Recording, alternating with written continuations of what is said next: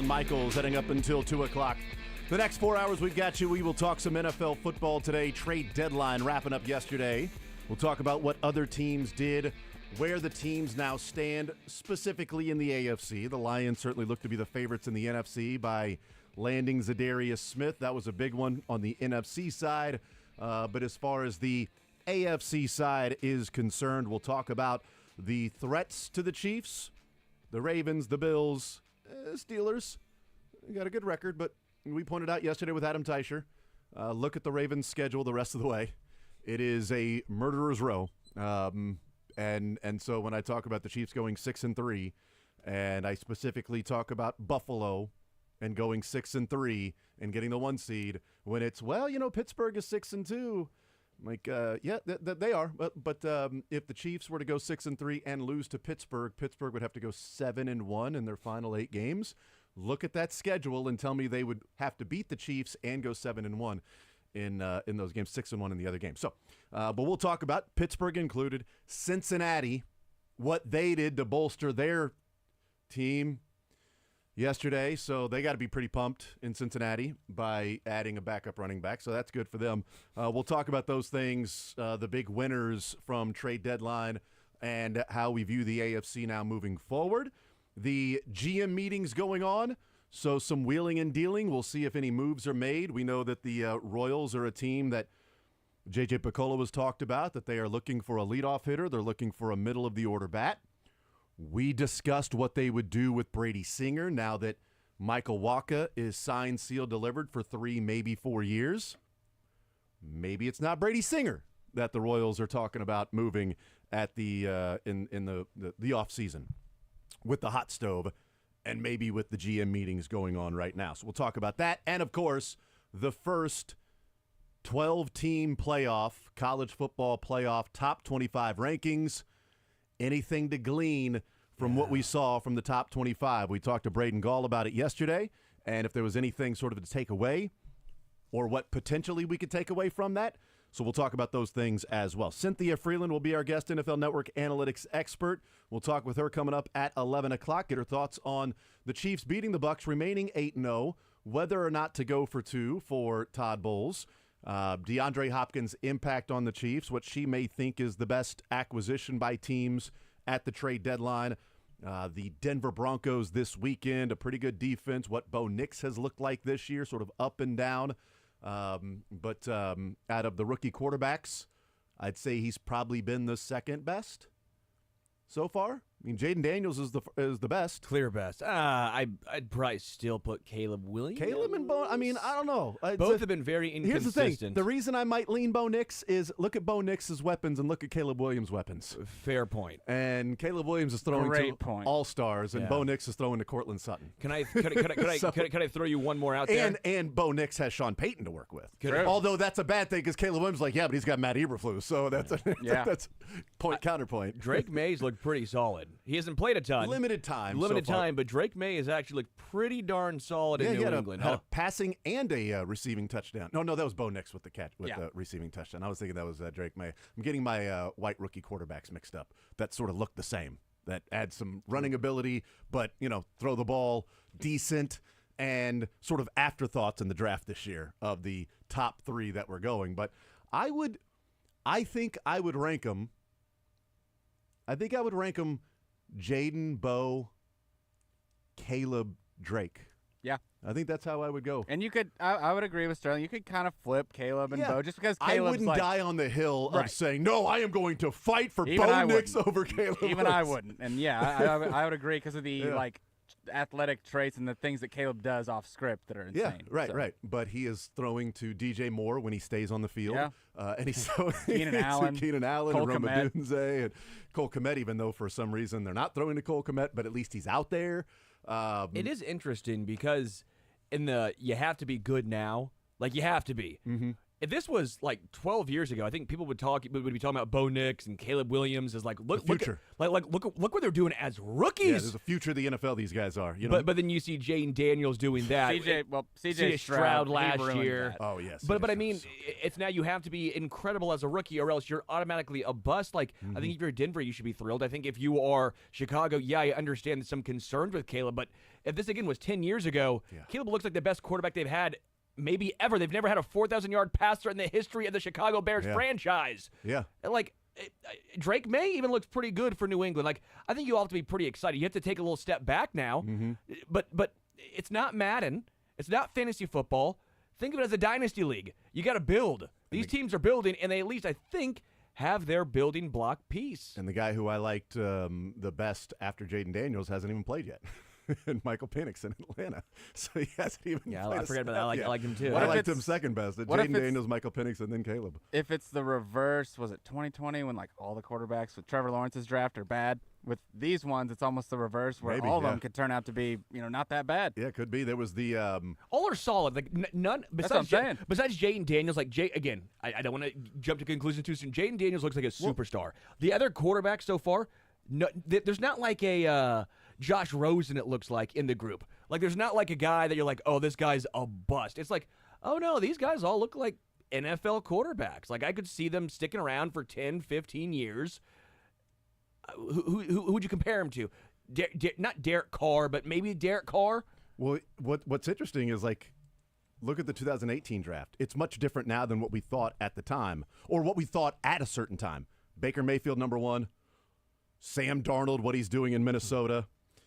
Josh Allen, Lamar Jackson, all in the same draft. Now you do have a Josh Rosen, as you mentioned, but out of the quarterbacks, like in the first round, it's 4 hits. Like we thought, all right, Baker Mayfield, not good. Sam Darnold, ooh, what a bust. Josh Allen, really good pick. Lamar Jackson, Baltimore trading back up into the first round to get Lamar Jackson. Josh Rosen, there's 2 good quarterbacks out of this group of 5. No, Baker, Sam look much better in different spots, different coaches. Josh Allen is a superstar, and Lamar Jackson could be going for back-to-back MVPs and his 3rd MVP of his career since he came onto the scene in 2018. Well, it tells you, 1, patience. You be patient with these guys, and then 2, one of my least favorite Guns N' Roses song. I hate that song. Love Guns N' Roses, brutal song. You have to have patience to listen to that song. And then 2. Coaching matters. Where you land matters. Like, don't you think the Jets right now would love to have Sam Darnold? They had Sam Darnold, but they kicked him out. Don't you think they would love to see Sam Darnold with a legit wide receiver 1 like Justin Jefferson? Oh, wait, you do with Garrett Wilson. Like, patience is what matters. Stop playing it. It's the worst Guns N' Roses song. Oh, we started it. They're out to get me. Are they? Who's they? Guns N' Roses are out to get you? I don't even know. Does Guns N' Roses know you exist? I need some Mr. Brownstone right now. It's about drugs. Shockingly, if those that don't know. You need some drugs right now. Yeah, if you haven't listened to Mr. Brownstone. Did you get the reference? Sterling was just saying, I need drugs right now. Yeah. That's what he was saying. He heard Guns N' Roses, patience, and thought drugs. Somebody get me some drugs. I need some of those things. Kids, welcome to the jungle. Gosh. Just say no, all right? DARE. Drug Abuse Resistance Education. Okay? DARE. All right, Sterling? Thank you.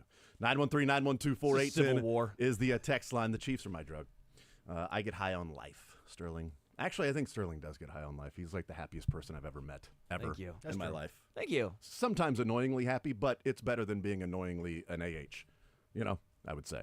So, yeah. So, good on you, Sterling. Thank you. Congratulations. Without positivity, I mean, what do I have? My good looks? Yeah. My humbleness? Mustache. I don't know. Mustache, thank you. Yeah, without positivity, you got your mustache. I'm going to probably shave it soon, too. It's getting too pretty thick. Much it. It's too thick. It's... So we'll talk with Cynthia Freeland at 11 o'clock. Chiefs pressers today, Andy Reid, Patrick Mahomes, etc. will be at the podium. We'll hang out with Mick Schaefer coming up in the 1 o'clock hour, KSHB 41 sports director. Before we get into the show, have to start with a big happy birthday to my little man, Everett. He turns 3 today, I wish. Or 4. He turns 9 today, which... Not 2, not 3, not 4. Thank you, LeBron. Not 5. That's right. That's not it. 6, Nope. Not 7. No, not 8. 9. He turns 9 today. He's an adult. I know, right? He is an absolute adult. It's crazy. Got to give him his first burst light. Really? How do you know it's his first? I mean, come on. You're assuming he hasn't had one. You're assuming we didn't crack that open when he turned 5. You're assuming we didn't crack that open on his first day at kindergarten. There's a little Kentucky in you. Little kindergartner. There's a little Kentucky in you. A little kindergarten. I went to kindergarten here, so. Yes, happy birthday to my son Everett. Turns 9 today, and I am like, my wife and I are like every other parent in the history of the world. That each age they get to, you go, how are they already this age? Like, Todd, how are we empty nesters? How are our kids in, like, how is he 9 at this point? Like, that's how time works. What's the don't saying? think so. Days are long, years are short. Yep, the days are long, the years are short Yep. when they have kids. It is absolutely true. The days are so long, you get to the end of the day and, okay, they're asleep, we're good. Now we can relax. Then you wake up and they turn 9. Like, what in the heck happened? I need the years to be long, and they don't seem to be. But happy birthday to Everett, who's growing up too fast and is already skeptical of anything I tell him now. So we're in that as age. he should be. He's He's already a smart realizing that kid. Dad might be full of bleep. So, you sure about that, Dad? You Smart kid. You serious, Clark? I know you just told Juliet something, but I'm on to your little we'll see. He says, "You serious, Clark?" and then proceeds to say, "The bleeper's full." Yeah. He just back to back. Just Dude, when he was like 4 years old, I was carrying him up to bed, and we're big Christmas Vacation movie family, and I'm carrying Everett up to bed, and he goes, and so he mixed Christmas Vacation and the Chiefs, and he said, "Don't throw me down, Frank Clark." And I thought, that's the best thing you've ever said. You're close. I get it. We're watching Chiefs and Christmas Vacation. 2 things the family absolutely loves. My son combined those things. It's a Captain Planet. With our powers combined, we got Don't Throw Me Down, Frank Clark. I appreciate that. All right, 913-912-4810. Who are the winners? Best trade acquisition. In fact, let's hear PTI yesterday. How about that? Tony Kornheiser, Mike Wilbon, and they weigh in. I wonder who they're going to say the best trade acquisition is since we're playing the clip. I don't know, maybe Tre'Davious White. I don't know. I'm not sure. But here is Mike Wilbon, Tony Kornheiser first. You guys know the voices. On one of their topics, who won, which player was the best acquisition by a team in the trade deadline the last couple of weeks?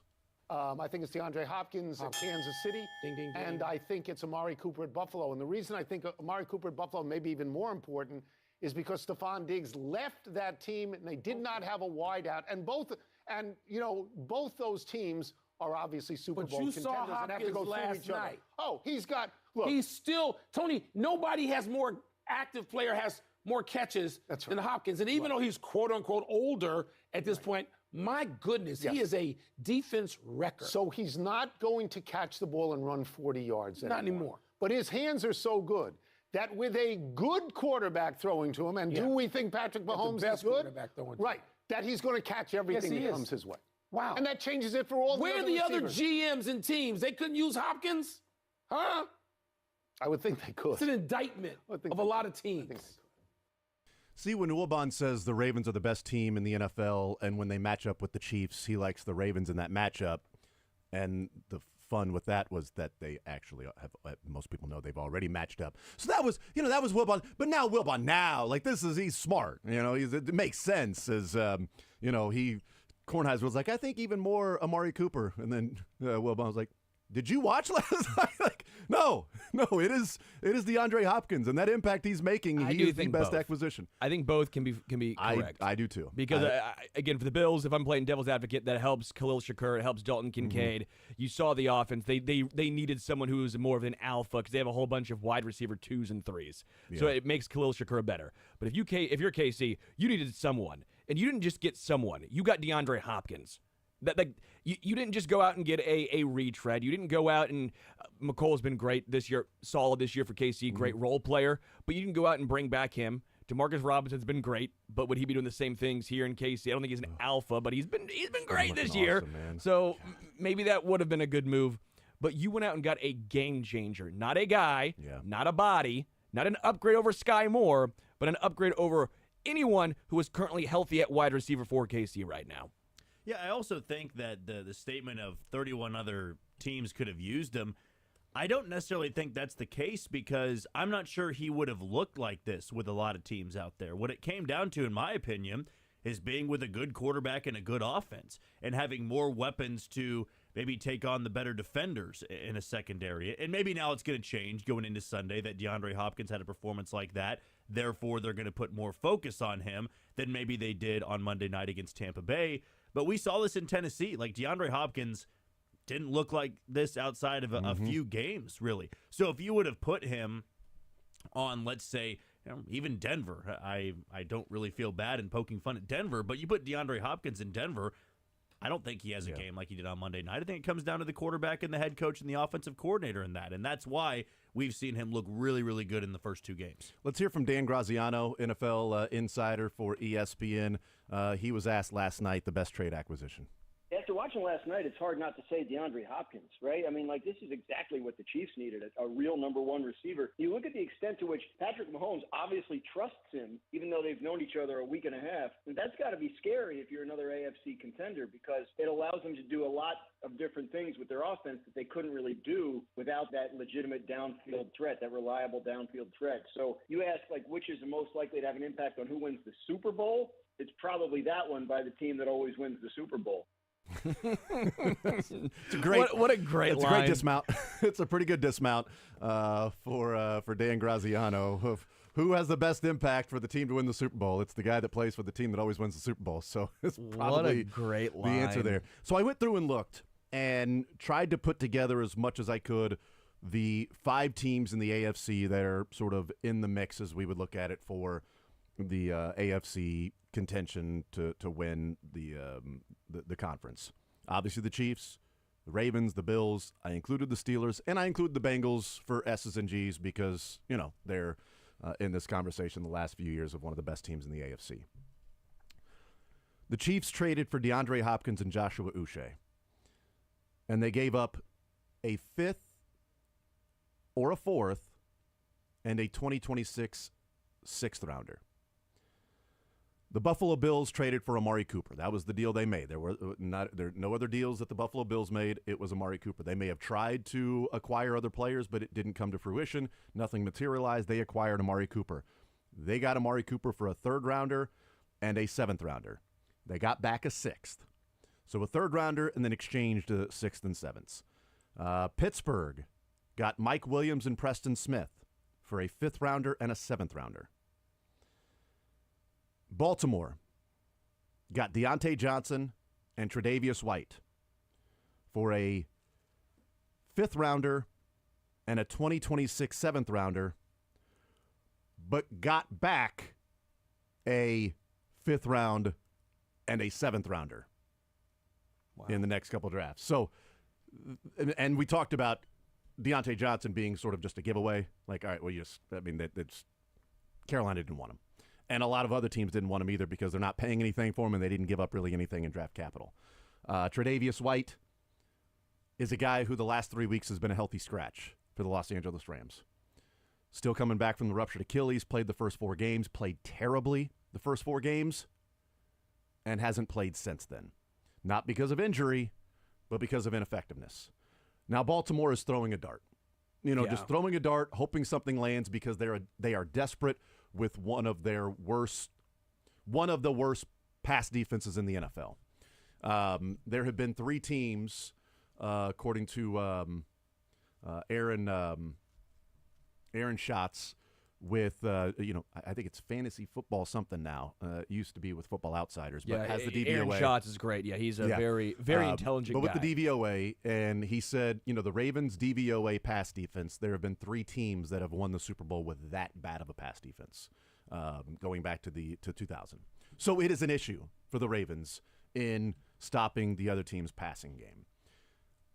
I don't know that they tried to get Marshawn Lattimore. Yeah. That would have been a game changer for Baltimore. If Marshawn Lattimore and Deontay Johnson are in Baltimore, I would give the nod to Baltimore. Because you're adding another offensive weapon to an offense that's really good, and then you're adding a Pro Bowl, all-pro caliber cornerback to the biggest weakness on that team, which is the secondary. You'd have at least a number one you could throw out there. Again, Tre'Davious White is coming back off an Achilles injury, has played 4 games, played terribly, and the last 3 weeks has been a healthy scratch, a healthy inactive. Because he's been a healthy inactive, he asked for a trade. And the Rams obliged, and they sent him to Baltimore. How desperate is Baltimore, depending on what Tre'Davious White looks like out on the field? I don't think it's because we're here. We hear other people. That's why I wanted to play those clips first. I think the Chiefs were the winner at the trade deadline from the AFC. I mean, you can argue the overall winner could be Detroit by losing Hutchinson and then getting Zadarius Smith and getting back to the team that they were in, being a favorite to win the NFC. But giving up a 5th, maybe a 4th, and a 2026 6th rounder for maybe the most impactful free agent or a trade acquisition of any of the players anyway in Hopkins, and a pass rusher in Uche, I don't think it's local red, gold-colored glasses, bias, hometown, proximity of it being Hopkins and Uche. Would you guys put Hopkins and Uche in the Chiefs number 1? From Deontay Johnson, Tre'Davious White to Baltimore, Amari Cooper to Buffalo, Mike Williams and Preston Smith to Pittsburgh, Khalil Herbert for a 7th rounder to Cincinnati. Sure, yeah. Zach Moss is out indefinitely, and so they brought in the Bears' backup running back to be their backup running back, and they sent a 7th rounder this year for them. So I included Cincinnati mainly for the chuckles of Joe Burrow being asked about other teams making moves and you aren't, and he said, "It's not my job. That's not my job." Yeah. Well, other teams, do you see, what's your reaction when you see other teams? That's not my job. Would you like your team to? It's not my job. And then they go and get Khalil Herbert. They got a huge impact for him. Is it Hopkins and Uche? Good for and the the Chiefs. Chiefs? I think I'd probably give a nod to KC and the Chiefs, but I think all of the contenders really did a good job. Mm-hmm. I mean, Pittsburgh even. I know everyone's going to rip on Mike Williams, and it was a 5th. Oh my gosh, for Mike Williams, and I get that. I understood. Yeah. But also, doesn't he feel like a Pittsburgh wide receiver? Doesn't he feel like he fits that scheme very well? That jump ball, the Russell Wilson moon balls to him, he can go up and get it. I feel like he's going to play well in Pittsburgh if given the opportunity. Preston Smith, I thought, you and I were laughing, I haven't heard Preston Smith's name in 4 years. Last 3 seasons, though, he's had 8+ sacks. He's just quietly putting up good numbers. And it's joining Pittsburgh who gets the best out of defensive players. So, and he's not the main pass rusher. You got No. T.J. Watt there, and Highsmith. So you got a couple of guys. You have a 7th rounder for him. Yeah. I thought Pittsburgh was quietly under the radar solid. Buffalo, Amari Cooper, I think that was giving up a lot, though. I think the Chiefs got great value with DeAndre Hopkins. I think the Chiefs probably get the best value of any team with DeAndre.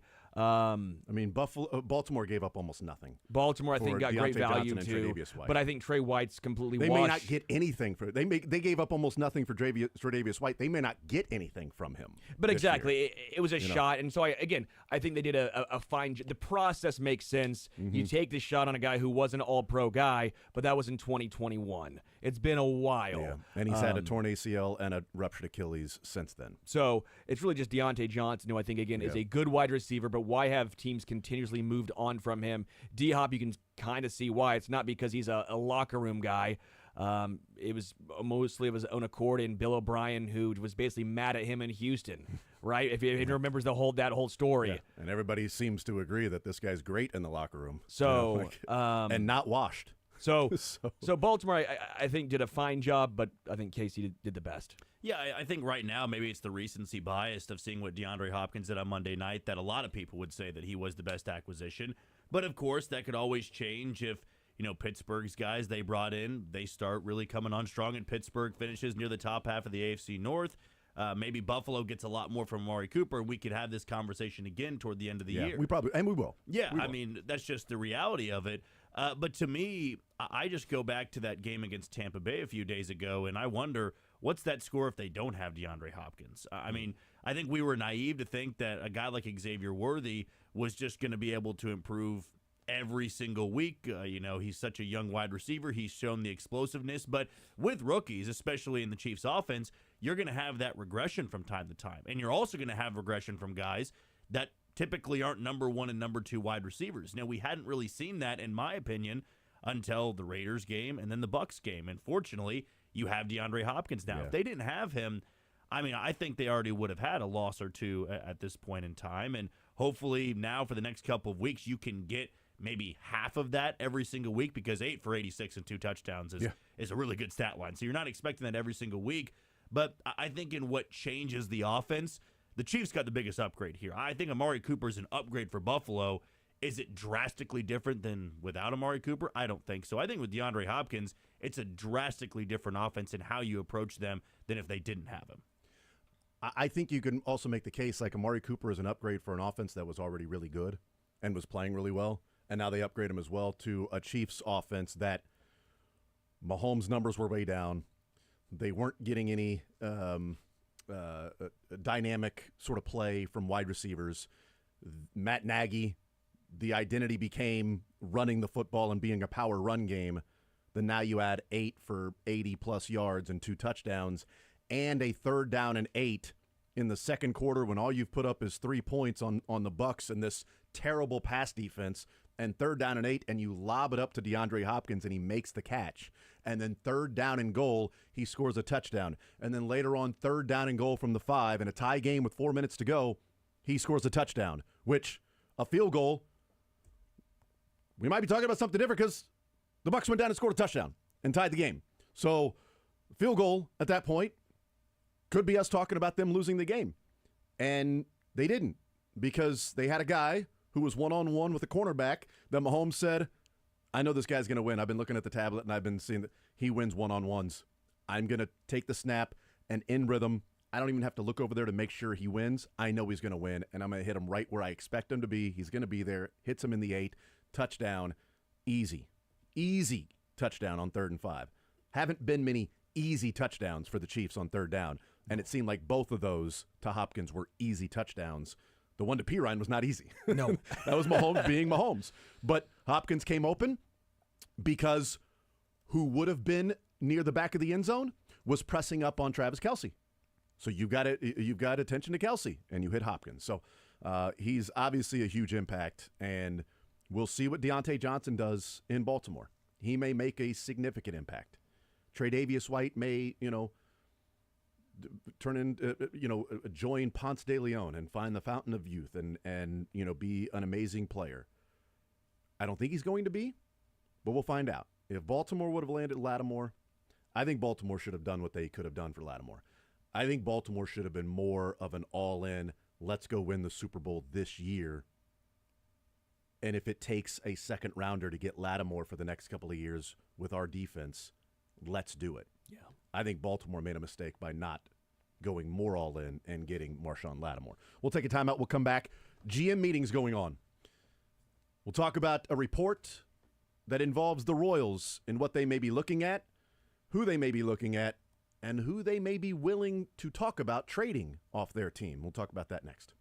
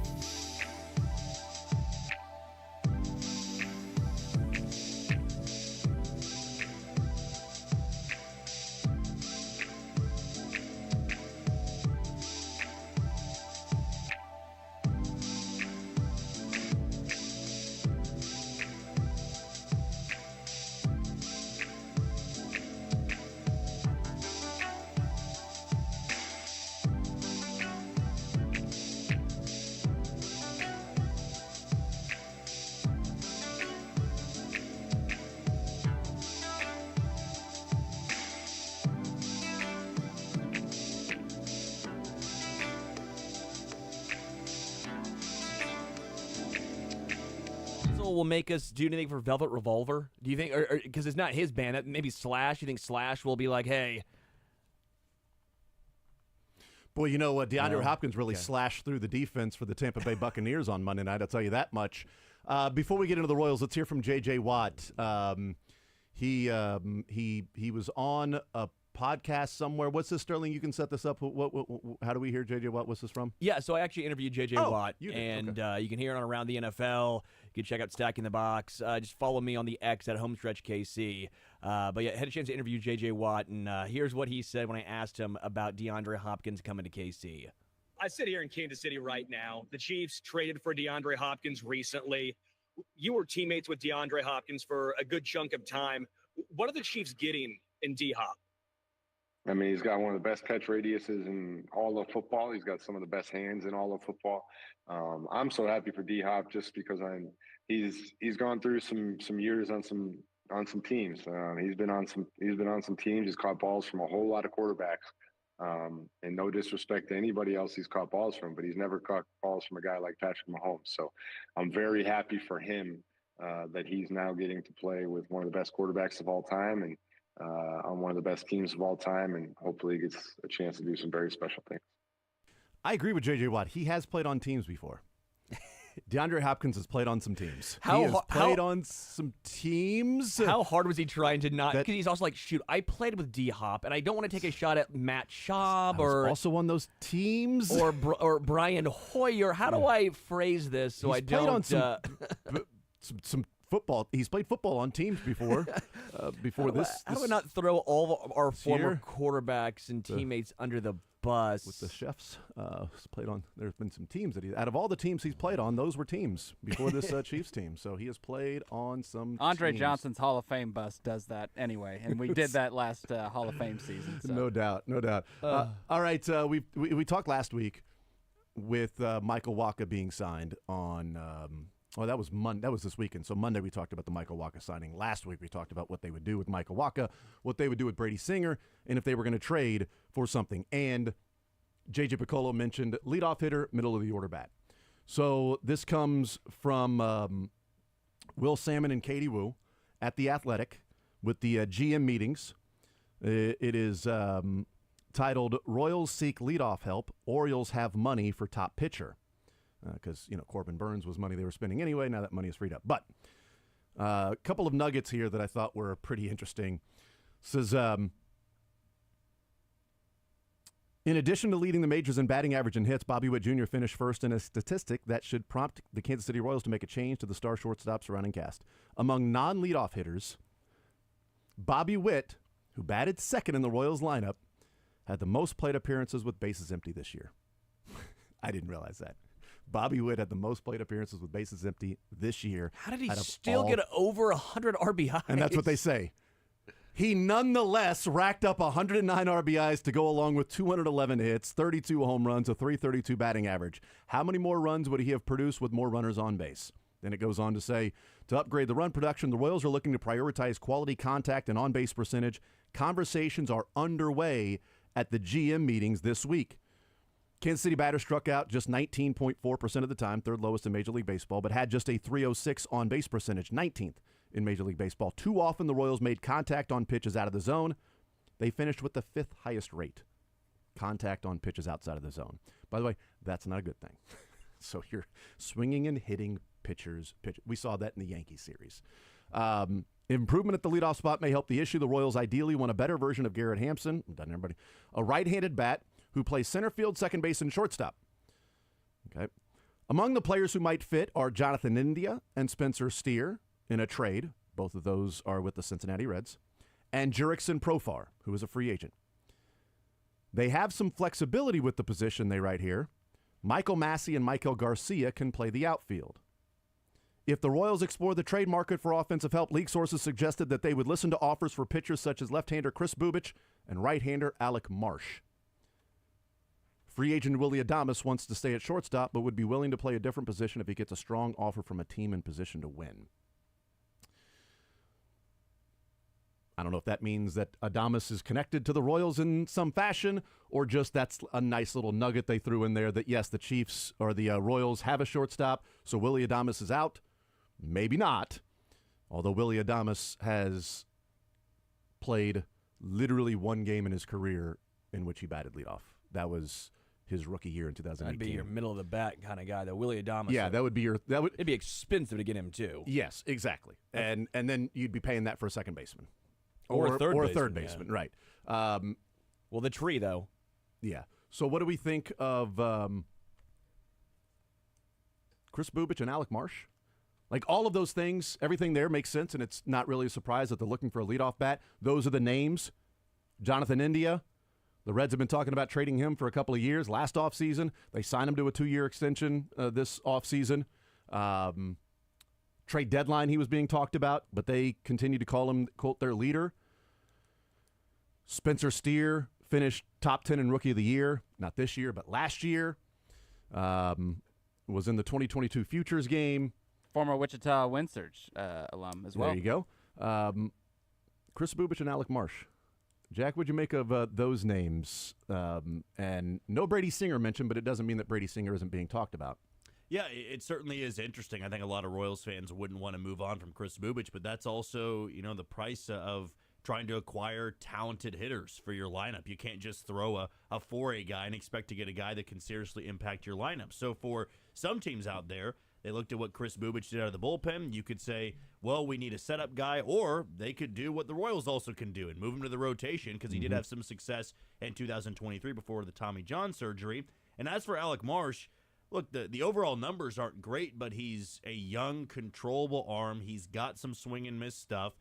And maybe you look at a team that feels like they can unlock something. We've seen the potential. We've seen what the ceiling could be for Alec Marsh, and that's something you could capitalize on, plus those years of control.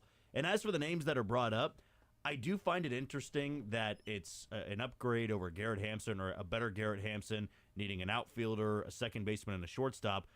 Well, technically, Jonathan India doesn't fit that because he only plays second baseman. He's a second baseman in the DH. And Michael Massey, by the way, never seen him play the outfield. Yeah, I know. Like it's so funny. It's like, well, Michael Massey could play the outfield.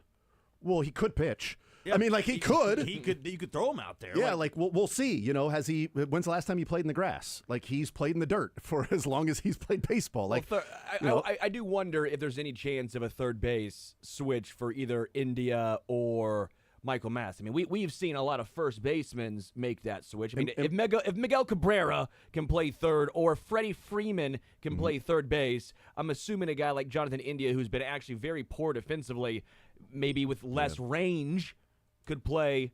And by the way, third. Spencer Steer, left fielder. That's what he's mainly played. So that would be your right-handed bat in left field and leadoff, or just simply your left fielder and leadoff. And the good thing, too, with both those guys is they've got a really good walk rate. I think Jonathan India is like in the 97th, 98th percentile in walk rate. That's 97th in walk rate, 98th in chase percentage. There you go. So, India is 15th last year in Major League Baseball in pitches per plate appearance. He was 15th most. By the way, Spencer Steer was 50th. The Royals' leader was Vinny Pasquantino at 81st. So either one of those guys would be the best and see the most pitches per plate appearance for anybody on the Royals this year. And Spencer Steer, I thought, honestly, when that name got brought up, I thought there's no way that Cincinnati would part ways with him. But you kind of look at what he did this past year, and there's a lot of young talent within Cincinnati. So they technically could look at him, a guy that's going to be 27, so he's a little bit older now. He had a step down from his great rookie season. And I think he fits what the Royals would be looking for. He's played left field. I think he played a little bit of shortstop last year. He's played some first base as well. I think he's played some second base. So he's got that flexibility over Jonathan India.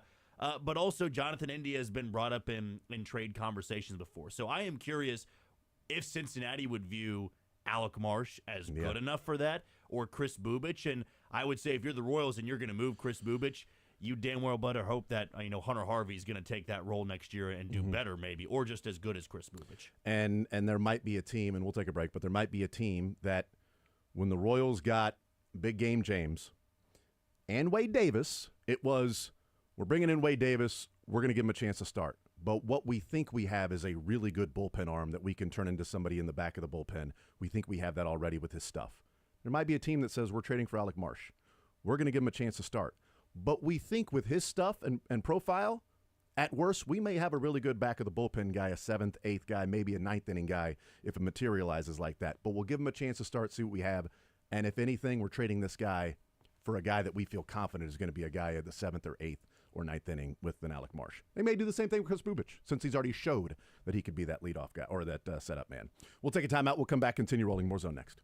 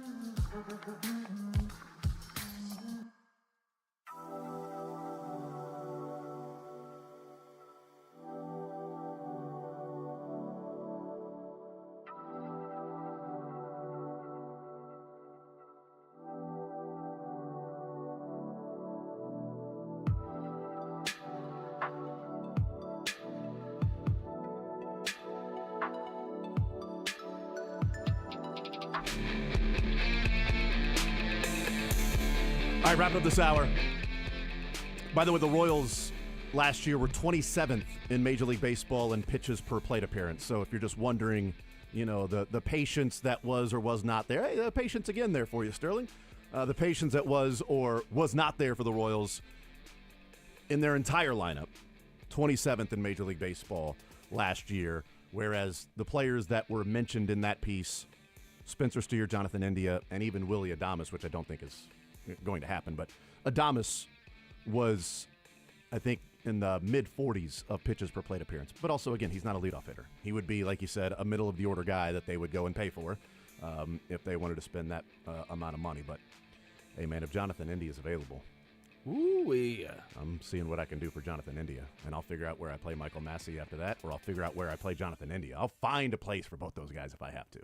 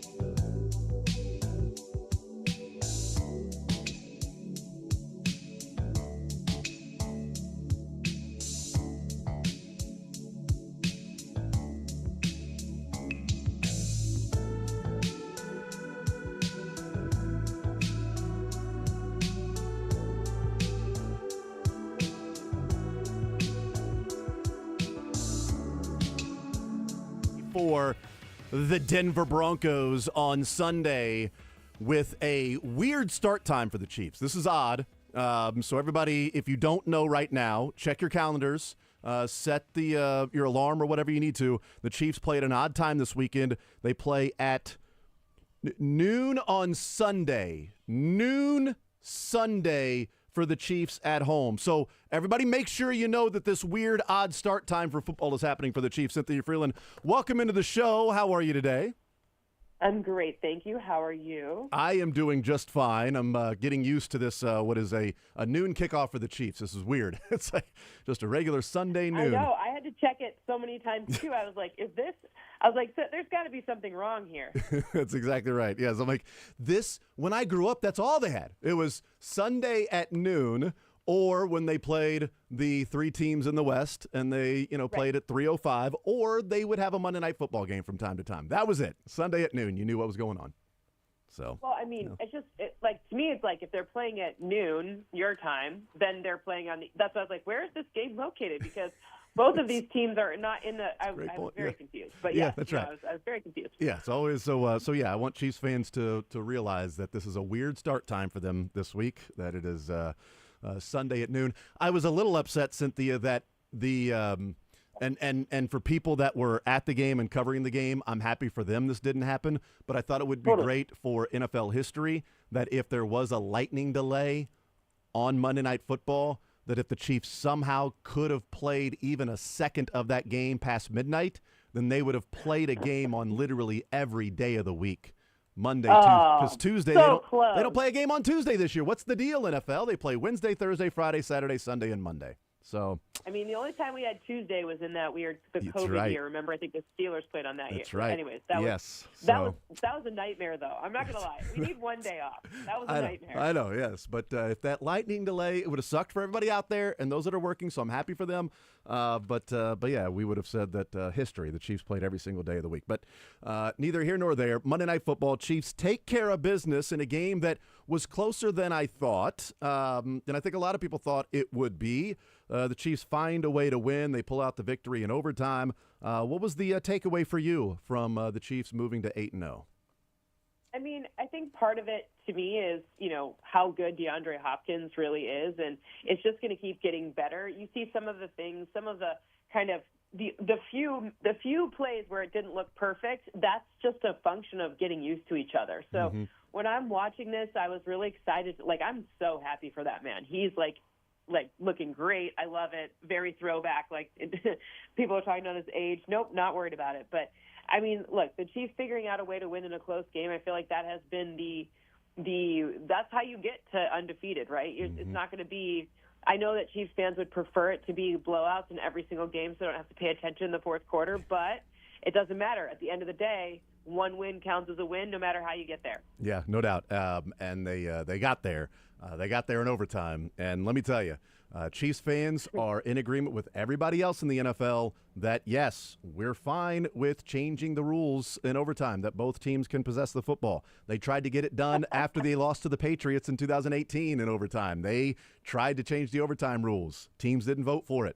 And, now the Chiefs have benefited from it against Buffalo in the playoffs a couple of years ago in the 13-second game. And then, of course, on Monday night with the Buccaneers not getting the ball and Baker Mayfield knowing when he lost the coin toss, his reaction was, we're not going to get the ball back because they're going to go and score a touchdown. Yes, I would like both teams to possess the ball. And especially if you're the Chiefs, Cynthia, I'd love to know that no matter what, Patrick Mahomes is going to touch the football in overtime. Yeah, I mean, I think it's an interesting, once they changed it for the playoffs, I figured they would change it also for the regular season pretty soon after. Maybe we're just in that kind of weird in-between, because I just think it does kind of feel unsatisfying, although, when you come out on the right end of it, you're like, nope, perfect. What are we talking about? It's totally fine. But I do think that'll be in the future something that will be up for grabs for changing. So they go to overtime. We know they go to overtime because the decision that Todd Bowles made, that either three results could have been if they went for two.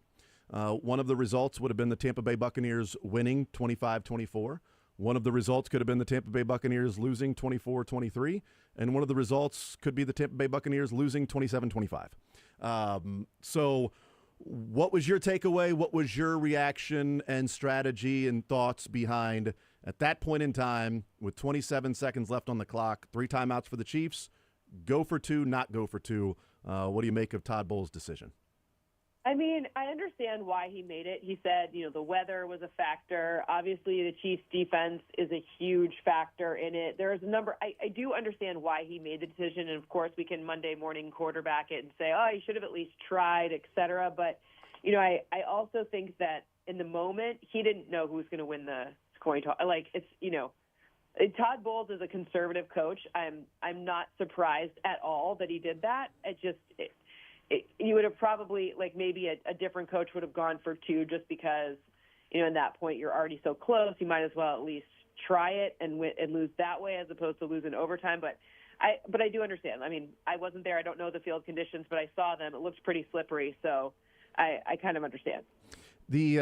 So it seemed to be the takeaway, at least from us on the show, and I think a lot of people was it kind of felt like a no-brainer. Like in the moment, it felt like universally and a pretty large majority was, all right, you got to go for 2 here, because there was an assumption that the Ravens were going to go for 2. Because they were. Because John Harbaugh raised up the number 2 after it was called a touchdown. 2, we're going for 2. So we knew that they were going to go for 2 in that moment. And so there was an assumption for me as the Bucs were driving down the field, and I'm like, if the Chiefs don't get a stop, they're going to, depending on how much time's left in the game, the Bucs are going to go for 2 here, and the Chiefs are going to win 24-23 or lose 25-24, depends on what happened. I was just convinced they were going to go for 2. I still think it would have been the right decision to go for 2. You understand the decision. Would you have made the same decision in that moment? Field conditions, whatever it might be. Would you have kicked the extra point, or would you have said, no, there's Mahomes over there, and I'm going to go for 2, see if we can win it right now. I know it wasn't the last play of the game. They still would have had to go out and play defense. But what would your decision have been in that moment? I think look, it's easy for me to say. I'm not in that high leverage situation, but I think I would have gone for it. I tend to be a risk taker in general, but I also think that you have to have one play that you've been holding out for the specific moment. If you found yourself a team that's missing their 2 number 1 wide receivers, you find yourself in this position, you have to. To me, I'm like, how do you not have that one play ready that is like, if I'm here, this is what we're doing. This is what I have the most confidence in. So to me, I wouldn't have gone for it, but I'm more of a risk taker in life. There you go. I'm more risk averse, but I still would have gone for it. So, I am not very risk averse. So. Yes, I am. I am Reuben Pfeiffer. Or Pfeffer, Reuben Pfeffer, and Along Came Polly, right? I analyze every single risk before I do anything. I've already figured it out, the pros and cons of stepping over this grate while walking on the sidewalk. I'm not doing it. Cynthia Freeland, NFL Network analytics expert. Let's talk about DeAndre Hopkins. He tweeted out after the game or yesterday to a video, and he put washed king. In quotation, he's not washed, obviously. But there was that question about DeAndre Hopkins, how good was he? Is he a guy that maybe can be an example of changing our view of older players or players that aren't putting up the same numbers we're used to, that are in a bad situation, that they aren't necessarily washed or lost a step or not nearly as good, that, put them in the right situation, they'll look like the guy they were before? Because there was a lot of question around here and around the league of, all right, you're getting DeAndre Hopkins for a 5th, maybe a 4th. What does he have left? How good is he going to be? And, boy, I think he's a big reason why they are still undefeated in winning that game on Monday night. And I think you'll see more of that, too. The contested catches are his bread and butter. But the other part of this is sometimes people make trades and they expect someone to turn into someone else, right? You don't – DeAndre Hopkins, and I say this with all love, but he didn't ever have the type of speed you see from a Tyreek Hill. That was never his game. So if you were asking him to become a different person on a different team, then you wouldn't have had success. You're asking him to become himself, to do the thing he's done the best. So for his whole career, right? If you look to see who he's caught passes from, it's like some of that list is pretty atrocious. And he's done a really good job even with that list, right? So, I'm saying the expectation wasn't to bring him and ask him to be Rashee Rice or to be someone else. It's to be him. And that's where you can get really big success, right? Where you have a person being asked to do the things that they do best as opposed to being asked to, like, do a poor impersonation of someone else. DeAndre Hopkins is a guy that his targets were not as open as some other players, like separation. And one of the things that made him great is his ability to gain separation while the ball is sort of in the air and maneuvering his body, or, not necessarily like, wow, this guy just toasted that defensive back and he's got 5 or 6 yards of space. Whereas Mahomes is a guy who throws to more open receivers and does not typically throw into tight windows.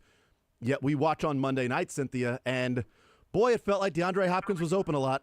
It felt like Mahomes was just throwing to the typical guys. Like, is that where a different quarterback reads it a certain way, throws it on time, gets it to where it's supposed to go, and that player then is more open because of the timing of it? Is it scheme? Is it having Kelsey on the field as opposed to, Hopkins being the guy on the field for the Tennessee Titans? Like, it's probably all of that. But what would you attribute that to, that, we see him in Tennessee and it's like, well, he's not really getting open all that much. And then in Kansas City on Monday night, it's like, well, he's open all day. Well, in Tennessee, watch what the quarterback was doing while he was supposed to be running a route.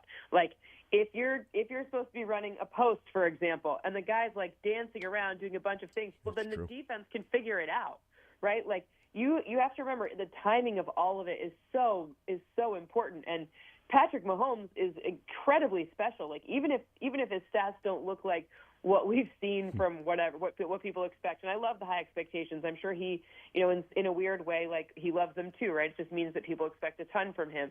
But at the end of the day, it's like, oh, you've got a guy who can be where I need him to be at the time he needs to be. Oh, well, I can actually, like, that is an actual route that I'm supposed to be running, and an actual great quarterback getting me there exactly. Like, it's both of those things together, and it is the scheme, and it is the fact that Travis Kelce's there. But I will also say that it doesn't really matter for DeAndre Hopkins' sake if Travis Kelce's there or not. Like, of course, we all want Travis Kelce to be there, but he's still going to be in the place he needs to be at the time he needs to be there, and he'll find some space even if it doesn't look like there's space there. So it's better having all of those things, but I'm a huge DeAndre Hopkins fan. Tracking him for years has been really special. Yeah, and I thought it was interesting, the throws to Justin Watson in that game and how open he was. And he was asked after the game about it and was weighing in and was like, yeah, you could feel when I'm running my route, the attention is not on me, right? And not in as many words, not in so many words, right? For Justin, I'm paraphrasing what Justin Watson was saying. I'm sort of trying to sift through what he's saying and sort of present in translation what I believe he's saying. In that, yeah, I was pretty open on some of those plays, and I think the translation is, yeah, they were looking at other guys, like they were looking at Travis Kelce, and they were paying attention to DeAndre Hopkins, and therefore, Justin Watson has 3 catches for like 50 yards, and those catches are like, the most guarded he was on the target was when Mahomes was like 1.5 yards overthrowing him deep, on that particular play.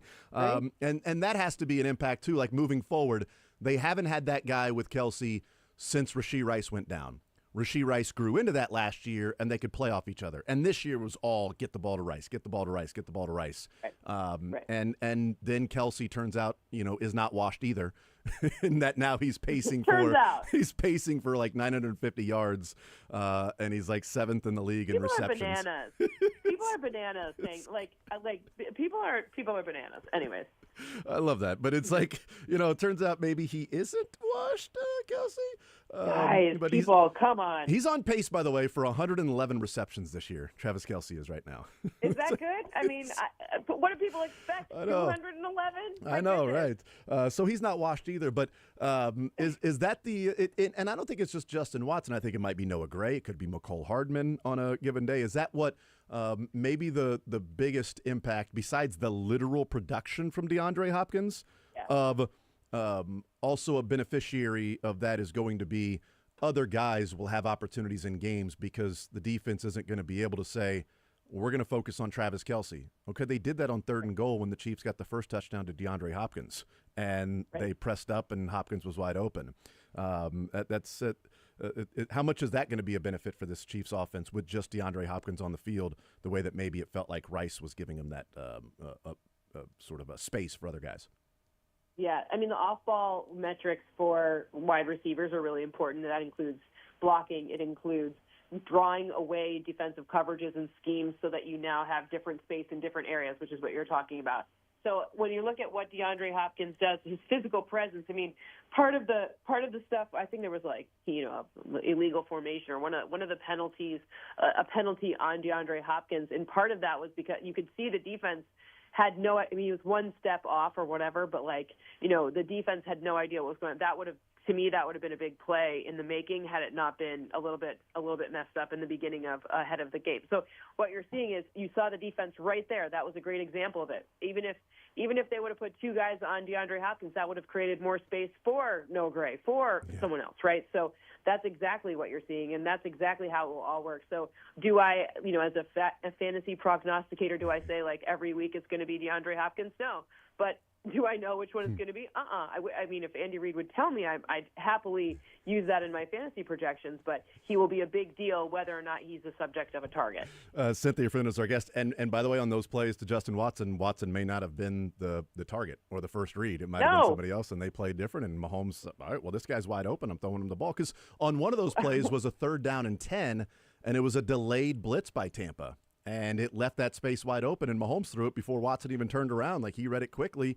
And that's also the benefit of having Patrick Mahomes, is that you're not really going to trick him with a defense very often. No, you're not going to do, any weird safety stuff. You might you're showing they're showing zone, but it's really man. Ha, ha, ha. It's just not going to work for Mahomes.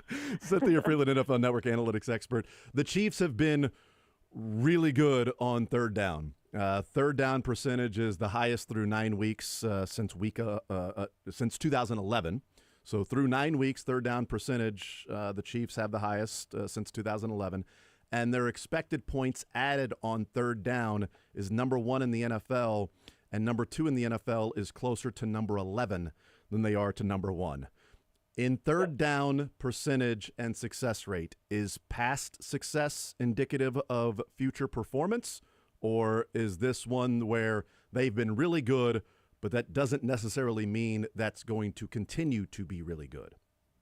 Well, unless you have, I'm knocking on some major wood here, but unless you have some injuries or things that will change the structure of the offense, or, you've only faced terrible defenses, then it would change it. But we have 9 weeks of data now, which is, about as much as you can ask for. We don't get a ton of data in the NFL. We don't have a ton of games, which is fine by me.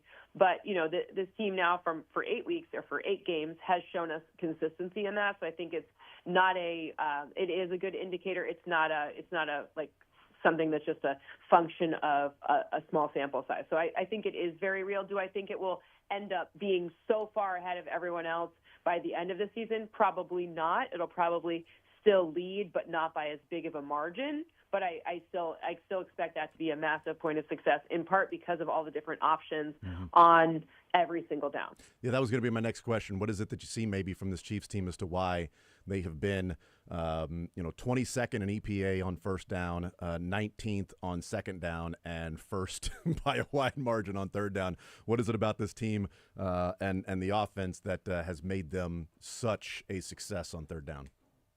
Well, I have to say, adding Kareem Hunt back, obviously Isaiah Pacheco being gone is a big loss, but adding Kareem Hunt to the mix really creates a lot of different confusing options for defenses, and I say that in a very positive way for the Chiefs.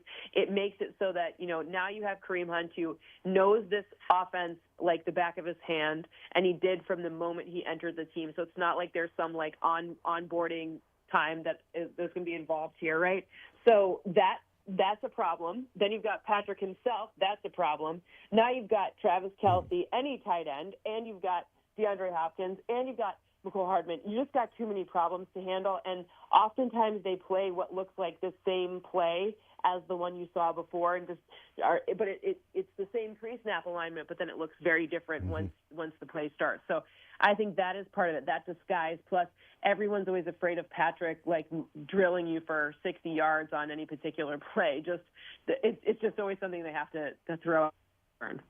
Yeah, and I would say even like, early in the game, one of the passes to DeAndre Hopkins, and I'm looking to where it was in the game. Yeah, it was a 2nd down and 2. It was the Chiefs ended up getting a field goal to go up 3-0. It was their second drive. And Hopkins had the quick 8-yard catch, and then it was 2nd down and 2. And I'm pretty positive. I'm 99.999% positive that was a run play that Mahomes simply pulled and threw to Hopkins for 17 yards down the field. I am convinced because the offensive line blocked like a run, and Kareem Hunt was like, "Where's the ball? Like, what's the deal?" And it was one of those to where Hopkins has been in the building for 10 minutes, and they both read it exactly right. And hit that thing for 17 yards. That could have been a 4 or 5 yard gain or whatever. And that I thought was pretty impressive for both of those guys to read it the same way, and Mahomes to trust that Hopkins is going to do that, deliver it, he's going to catch it in between two defenders and get a chunk play instead of 2nd and 2, let's get the first down and regroup. I mean, that's the type of thing where, like, the other thing that even the commentators talk about it, right? Like, they say, like, the Chiefs need 4 yards, they get 5. It's like, that's fine, right? Like, in part of playing good football and getting these wins, whether or not they look the way that, when I close my eyes and think about Patrick Mahomes, I think about deep plays. I don't necessarily I think about big plays, right? Like something to Travis Kelce, something like that. But it doesn't need to be that. It can be converting. It can be smaller things. Yeah, there's a lot of people in Kansas City that close their eyes and think about Patrick Mahomes. So you are not alone when you close your eyes and think about Patrick Mahomes. A lot of people around here. I was closing my eyes and panicking when I was thinking about Patrick Mahomes on the field after the touchdown to Pirine, and not putting any weight on the leg and being helped off the field. I was like, well, here goes the Super Bowl. Let's see what they can do the rest of the way, But hey, you know what? He's Gumby. He's got flexible tendons and everything. Cynthia Freeland, NFL Network analytics expert. Before we get into Denver, we're talking about DeAndre Hopkins and the acquisition. I'm just curious who you would maybe look at as the winner of the trade deadline. Doesn't have to be Kansas City because we're here with Hopkins and Uche.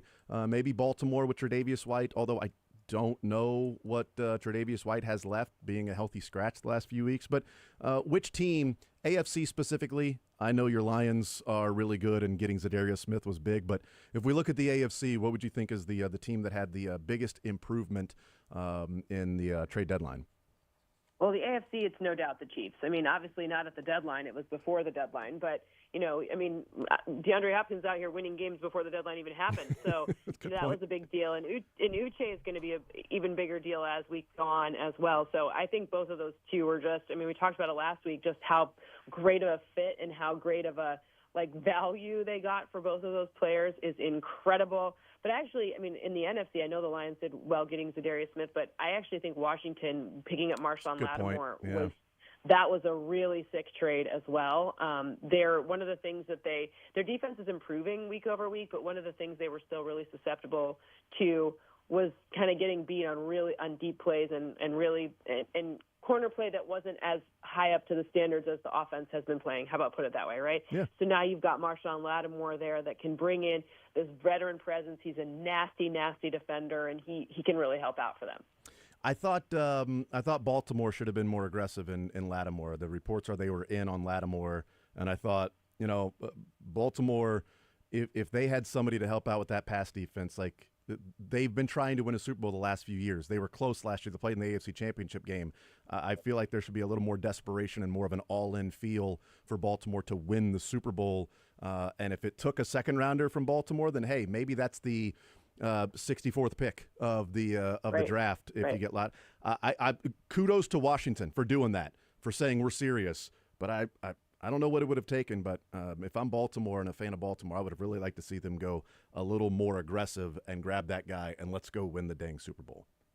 The Tre'Davious White stuff is interesting because sure it was a healthy scratch. I spent some time with the Bills preseason a couple of years ago when he was there, and after his injury, I just don't know. I think maybe he's not the same player as he was before, and I don't know what's going on there. So I think I think like the mental side of it has to be addressed as well. So to me, that I feel like they, getting Deontay Johnson, great, maybe, I don't know. And like, it just feels like I'm confused by both of their picks this late and both of their changes this late because it just doesn't feel very Baltimore-y. I do not disagree. I am with you on that one. All right, last one, Denver, 5-4. They come off the loss to Baltimore on the road, losing by 31. What are you thinking for the Chiefs and Denver in this, odd start time, noon on Sunday here in Kansas City at Arrowhead? Well, you get to have your brunch and your football Yeah. this week. It just doesn't usually work like that. But, no, I think this is going to be the thing to watch in this game is Denver's defense is really good. I mean, Pat Surtain has had a heck of a year, but also the way that, Zach Allen up front has really gotten after quarterbacks and created a bunch of pressure. I think because their offense looks so, I'm going to say the word weird, right? Like I have to keep checking it, but like Bo Nix leading in offensive touchdowns, at least last week. But that was weird, right? Like it's weird for rookies, that is, obviously. But like, you're like, what about Jaden Daniels? And you're like, okay, whatever. But ultimately, their defense has some Justin Strnad in there has stepped in really admirably for Alex Singleton being injured. There's, obviously Baron Browning is now in Arizona, but they have something good going on there, Jonathan Cooper, et cetera. So I'm just curious to see how this defense will try to pressure Patrick Mahomes and will try, because I think some of the tactics they'll take are things you'll see, as that would be like more of what you'll see in the playoffs or for teams that are really, really good. Now, on their offense is, to me, it's not a good matchup for the Chiefs defense because the Chiefs defense is exceptional, but I do want to look at the principles, and I'll be taking away some of the principles and strategies that the Broncos use to try to stop Mahomes because I think other teams will be looking at those principles as well because this is a really talented defense. Interesting. We'll see what happens with that. Cynthia Frelund, NFL Network analytics expert. Cynthia, great stuff as always. Really appreciate the time. Enjoy the football, and we will talk next week in previewing Chiefs and Bills. We'll see what happens with that. Thank you, Cynthia. Big one next week. Yes. Absolutely. Thank you so much. Have a great one. Enjoy your breakfast football. Yes, we will do that. Cynthia Freeland. Yes, brunch and football. It's a great point. Brunch and football. We don't have it very often. Tailgating at 6 in the morning out at Arrowhead. It doesn't happen very often. Tailgating at 6 in the morning on a Sunday. On a Sunday out at Arrowhead. So we'll see what happens with that. Denver, and it's interesting. She said one of the things she's going to be looking for, not necessarily a win or a loss for the Chiefs, but how do the Denver Broncos and how good their defense is, how do they approach Patrick Mahomes? Pressuring, not pressuring, and do teams take little tidbits and nuggets from that if they're successful in doing that this weekend? We'll find out. They've got a good defense, and they've got, in my estimation, the second best rookie quarterback so far this year in Bo Nix. But they also got beat 41-10 last week. Yeah. Their good defense gave up 41 points last week to the Baltimore Ravens. Chiefs defense is a bad game gives up 24. You're not wrong about that. All right, we'll take a timeout. We'll come back, continue rolling. We will hear from the Kansas City Chiefs coming up later on this hour. It will be Andy Reid, Patrick Mahomes, Trent McDuffie, and Mecole Hardman at the podium today. We'll take a timeout, come back, more Zone next.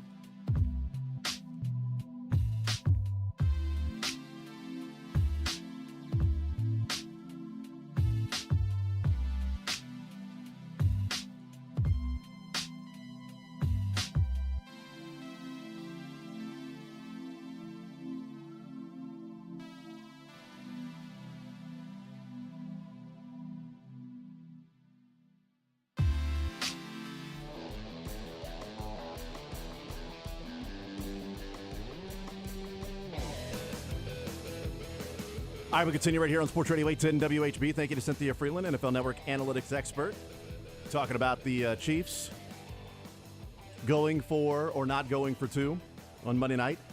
DeAndre Hopkins being washed. Now he's clean. He was washed. Now he's dried.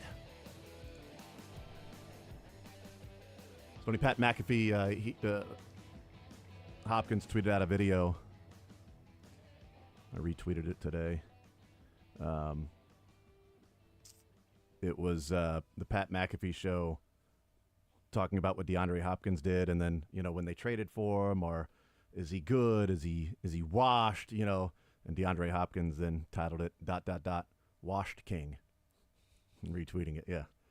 Oh, no doubt he heard that, right? Oh, this guy isn't any good. He's washed, And I do wonder how much that moving forward changes the view of older players in bad situations of, sure. Yeah, but look at his numbers, man. It's just not very good, He's not really getting – because that was the thing, too, in talking with Cynthia Freeland. People were looking at it and going, yeah, but his separation rate, how open he is, isn't necessarily great this year, right? I mean, where he creates separation is at the catch point, and being able to sort of maneuver his body and not necessarily creating separation routes, but anything that people were talking about with Hopkins. And it was like, I wonder if it'll work, because Hopkins doesn't have great separation, and Mahomes is 32nd in percentage of tight window throws. Mahomes throws to open receivers. He doesn't throw those tight window guarded receiver throws. Is that going to work? Well, didn't it feel on Monday night DeAndre Hopkins was freaking open? A lot. He was open. So maybe it's scheme, maybe it's timing, maybe it's a quarterback knowing when he's open, when to throw it, where he's going to be, putting it where it's supposed to be. Maybe it's as easy as a great quarterback and a great receiver make a great tandem. I don't think it can be that easy, can it? Staples. Just press the easy button. Go get DeAndre Hopkins. Easy button. That touchdown on 3rd and 5. That was damn easy. Let's see more of that. More zone next.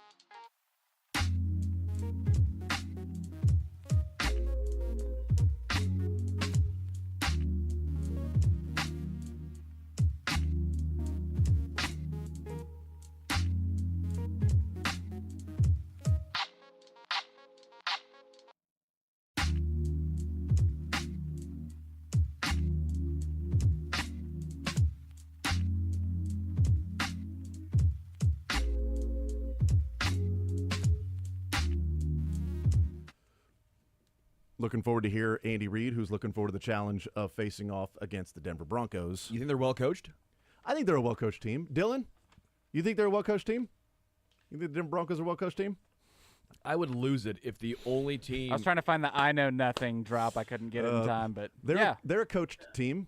You know, this is a team that is coached. Like J.J. Watt trying to say about the DeAndre Hopkins. He's played on teams. DeAndre Hayes played on some teams in his career. Okay, thanks, J.J. He has absolutely done that. Andy Reid and the Kansas City Chiefs getting ready for the Denver Broncos. Was I against Denver the one time he said they're a well-coached team, and then that was right when the coach got fired?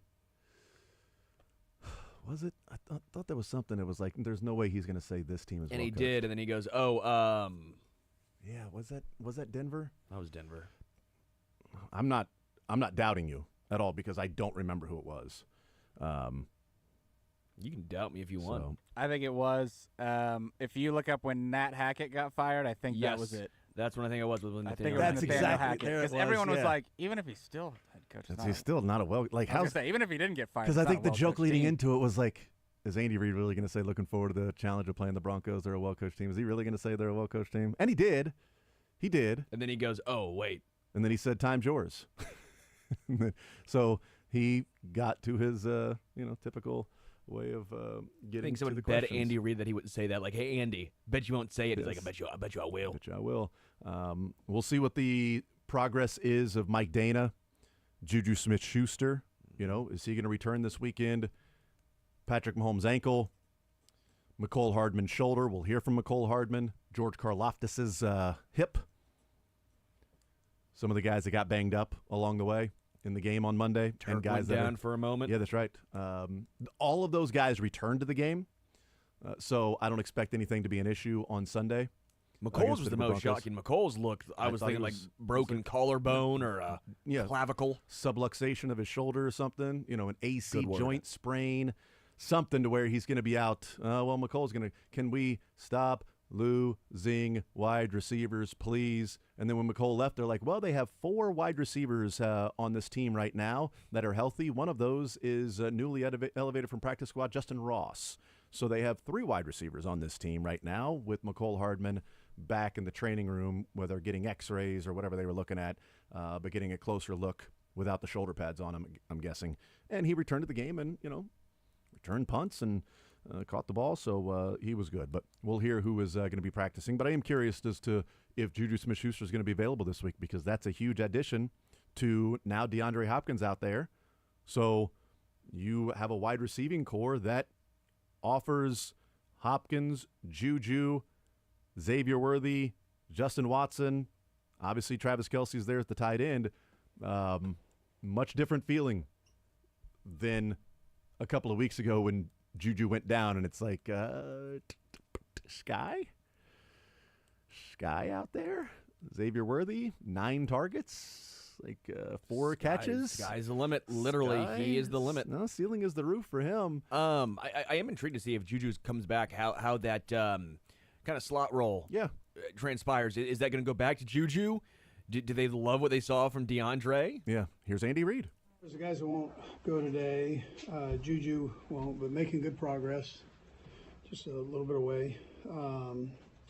And then Turk won't go today, but it is good. He had a knee contusion, and so we're just letting it rest today. Everybody else will be out there and working. Again, we look forward to the challenge of playing Denver. We know they're a good football team. They're very well coached in all the phases. Joe does a good job with the offense, along with Sean and Vance on defense. Been a head coach. He's a great football coach. And, has a tremendous scheme there. And then Ben works with the special teams and does a nice job there. So they've got good players. And they're, like I said, they're playing well. They're executing well in all 3 phases. So, anyways, with that, time's yours. With Patrick, is there any expectation as far as just managing that ankle that you need to back off of him a little bit this week? Yeah, he won't have to back off, but he manages it. He stays on top of all that. So, yeah. Andy, one of the, I can't remember if you got asked this after the game or not, cleaning up a couple of details. Kingsley played a couple snaps on the first drive. What was happening on that? Yeah, so our called player was 64. So then we could sub Kingsley out. When we put Mike in, Mike could come. You have to sub the guy out, the called player. So to do what we were trying to do, you had to make that move. But I mean, it shows you the trust that we have in Kingsley too, because we came in and threw the ball. It didn't matter what the play was. Got two good young guys. They're getting better as we go. So. Is it easier, Coach, to have Wanye eligible based on his limited receiving skills that we've seen? Is that sort of part of the equation as well? To have who? Wanye, to have him viewed eligible. Yeah. I mean, yeah. They both can catch. So yeah, they both can catch. So. But Andy, don't tell him that.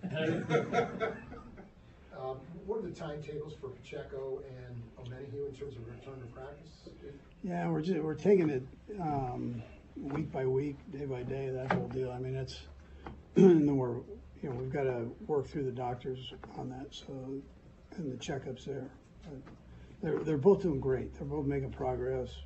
Juju the same way. So we're getting close, But not this week, you don't think? I don't think so, no. Andy, obviously you're looking forward, not back, but I wonder, as you think of the season, what do you think most has enabled you guys to keep moving forward and stay undefeated?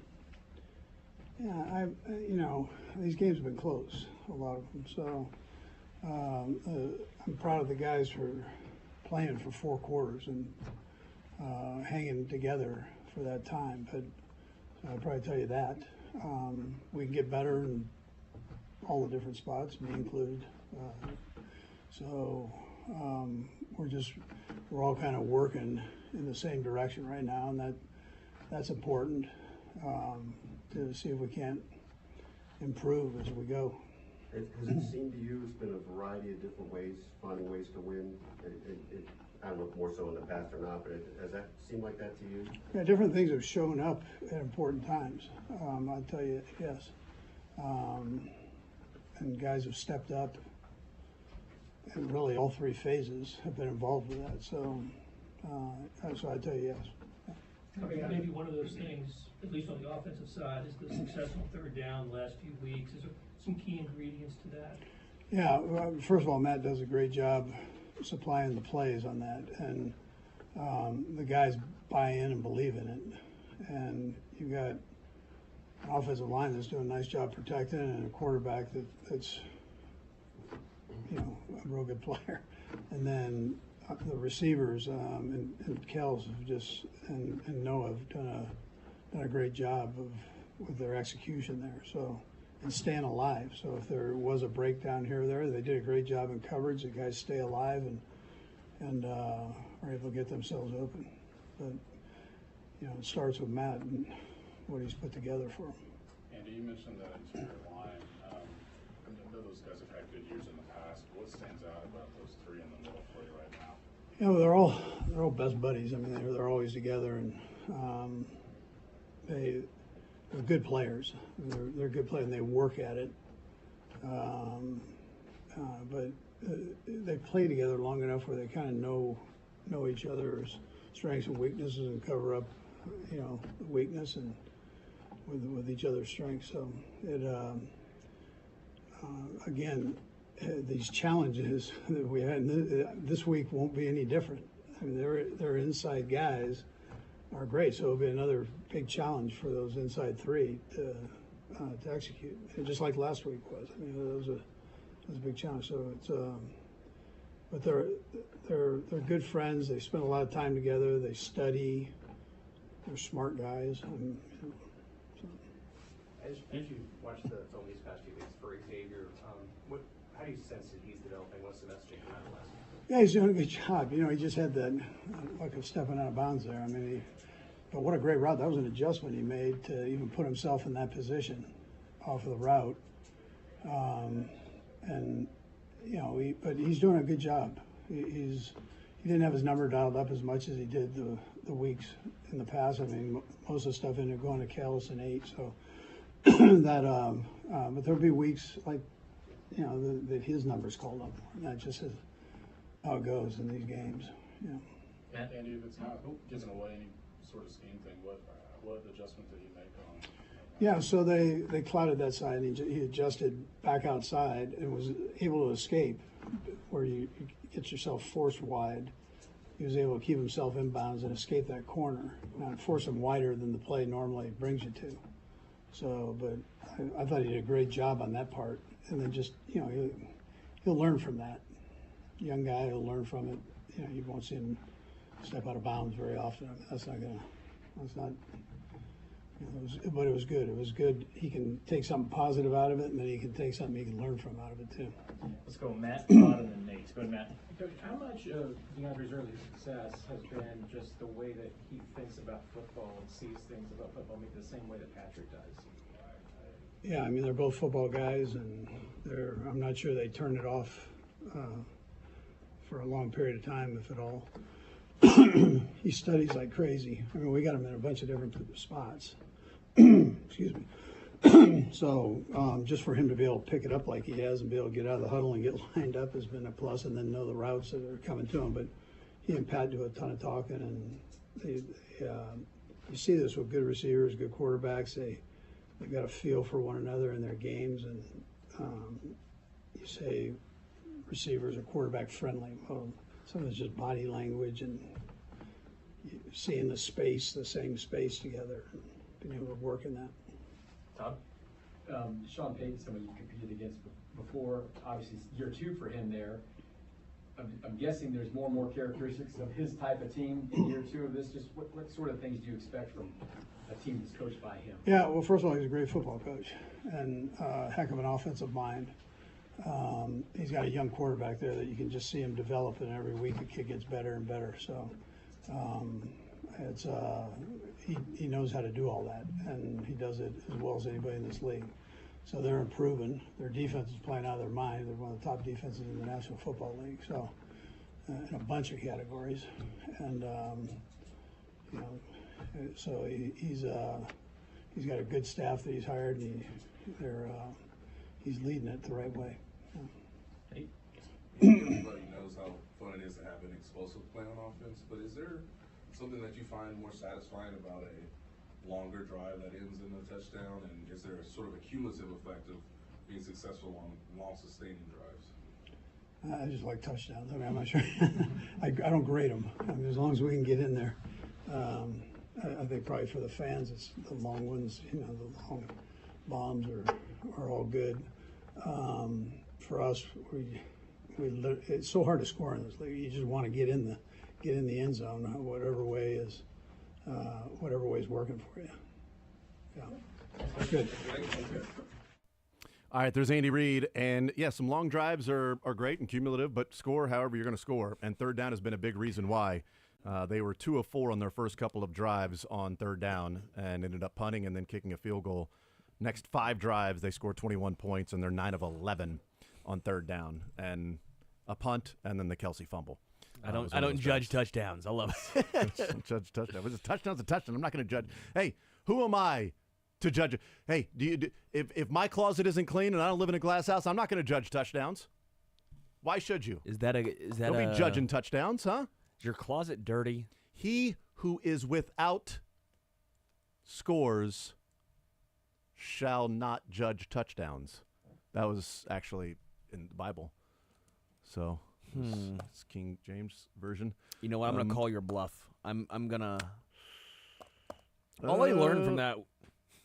Speaking of which, Patrick Mahomes. Obviously, when you have a little bit of a roll, it's a little bit sore, but I'm able to move around, and I look forward to getting out of practice and seeing how I can push it as the week goes on. Something like that. Do you Monday night? Does treatment stuff begin right away? You didn't just go to bed.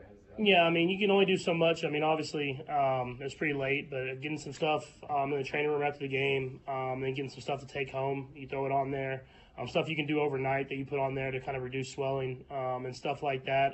But you come in early Monday morning. It was a long day yesterday of watching film and getting treatment and doing some rehab type stuff, and prepare yourself for a short week and a practice today. Patrick, one thing, Monday night, I don't think we asked you. You actually heard it before you let go of the ball on that play. Do you remember anything? Was that just a blur? Or? Yeah, I mean, I was going to run, and so at the last second I saw him open and just try to get the ball out before I got past that line of scrimmage there, and it kind of just it snagged on me a little bit, and with the previous injury, it just sent a sharp pain down my leg. But yeah, I mean, you just get the ball in the end zone, 3rd and goal. We were able to score a touchdown in a big moment, and kind of once the pain went away, I was able to get back out there and play again. So you didn't necessarily feel it like before you let go of the ball. It's just all. I mean, you definitely feel it, but you're more focused on the actual throw at that time. So just try to get the ball off as fast as possible, and then get away from anyone else that wants to hit me.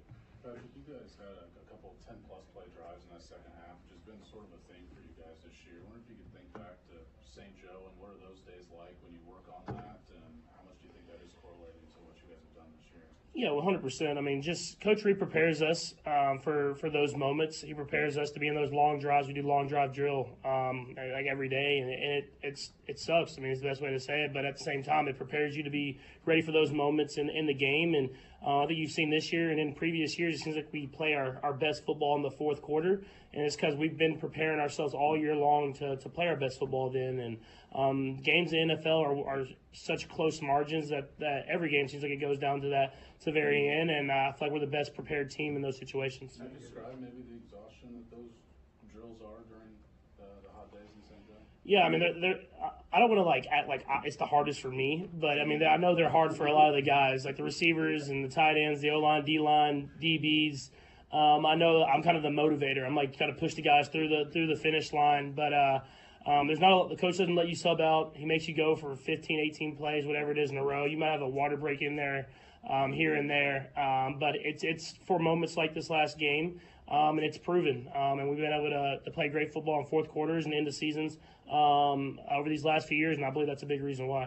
Snap-wise, it looked like DeAndre took a significant step last week. How's that process gone, and where does progression go as you get into the 3rd week of playing with him? Yeah, I mean, you just continue to get him more and more comfortable within the offense. I mean, obviously he had a big game this last game, but we continue to give him more and more opportunities to make plays, and we move him around and let him do what he's special at, and that's catching the football, winning one-on-one matchups, and getting open in zone coverage. And so it's just going to help the entire offense, not only for him, but helping other guys get open as well. And obviously with the big game that he had this last game, I'm sure there'll be more eyes on him this week, which will in turn help other guys get open.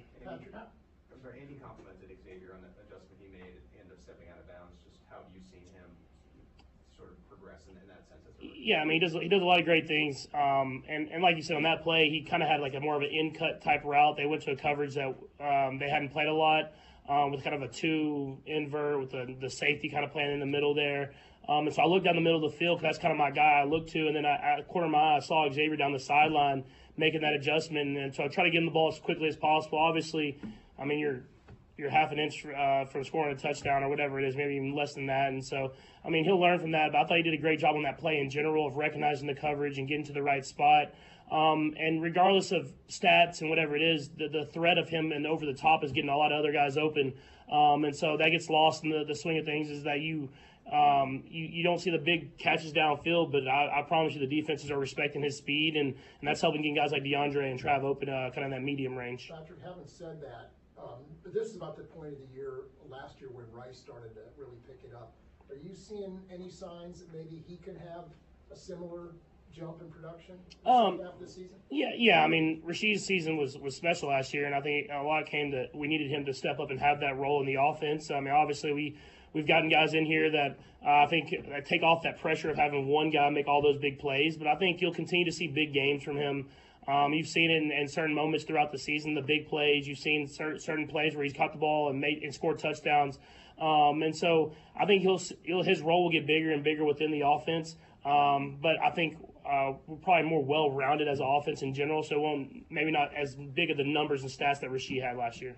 How much are you learning about DeAndre as far as how he kind of sees coverages and maybe just sees the way that you adjust routes the same way that you see them versus the coverages and everything. Yeah, I mean, a lot of that comes with reps, but you can tell by the way he talks and the way he does stuff on the football field that he has a good feel for getting himself open, being in the right spot at the right time. But there's certain things that we do in our offense, even at the end of the game. That's not what we were really taught to do, is kind of look right there, but I kind of just try to get him to do it so we get a few more yards, get that first down. And that's stuff that we'll learn from this next time. And so he does a great job of getting himself open, being in the right spot at the right time. And as we get more and more reps, that'll continue to get better. Was that 2nd and 2, and I think on the second drive of the first quarter, short throw over the middle to him? Was that a true RPO, or was that just?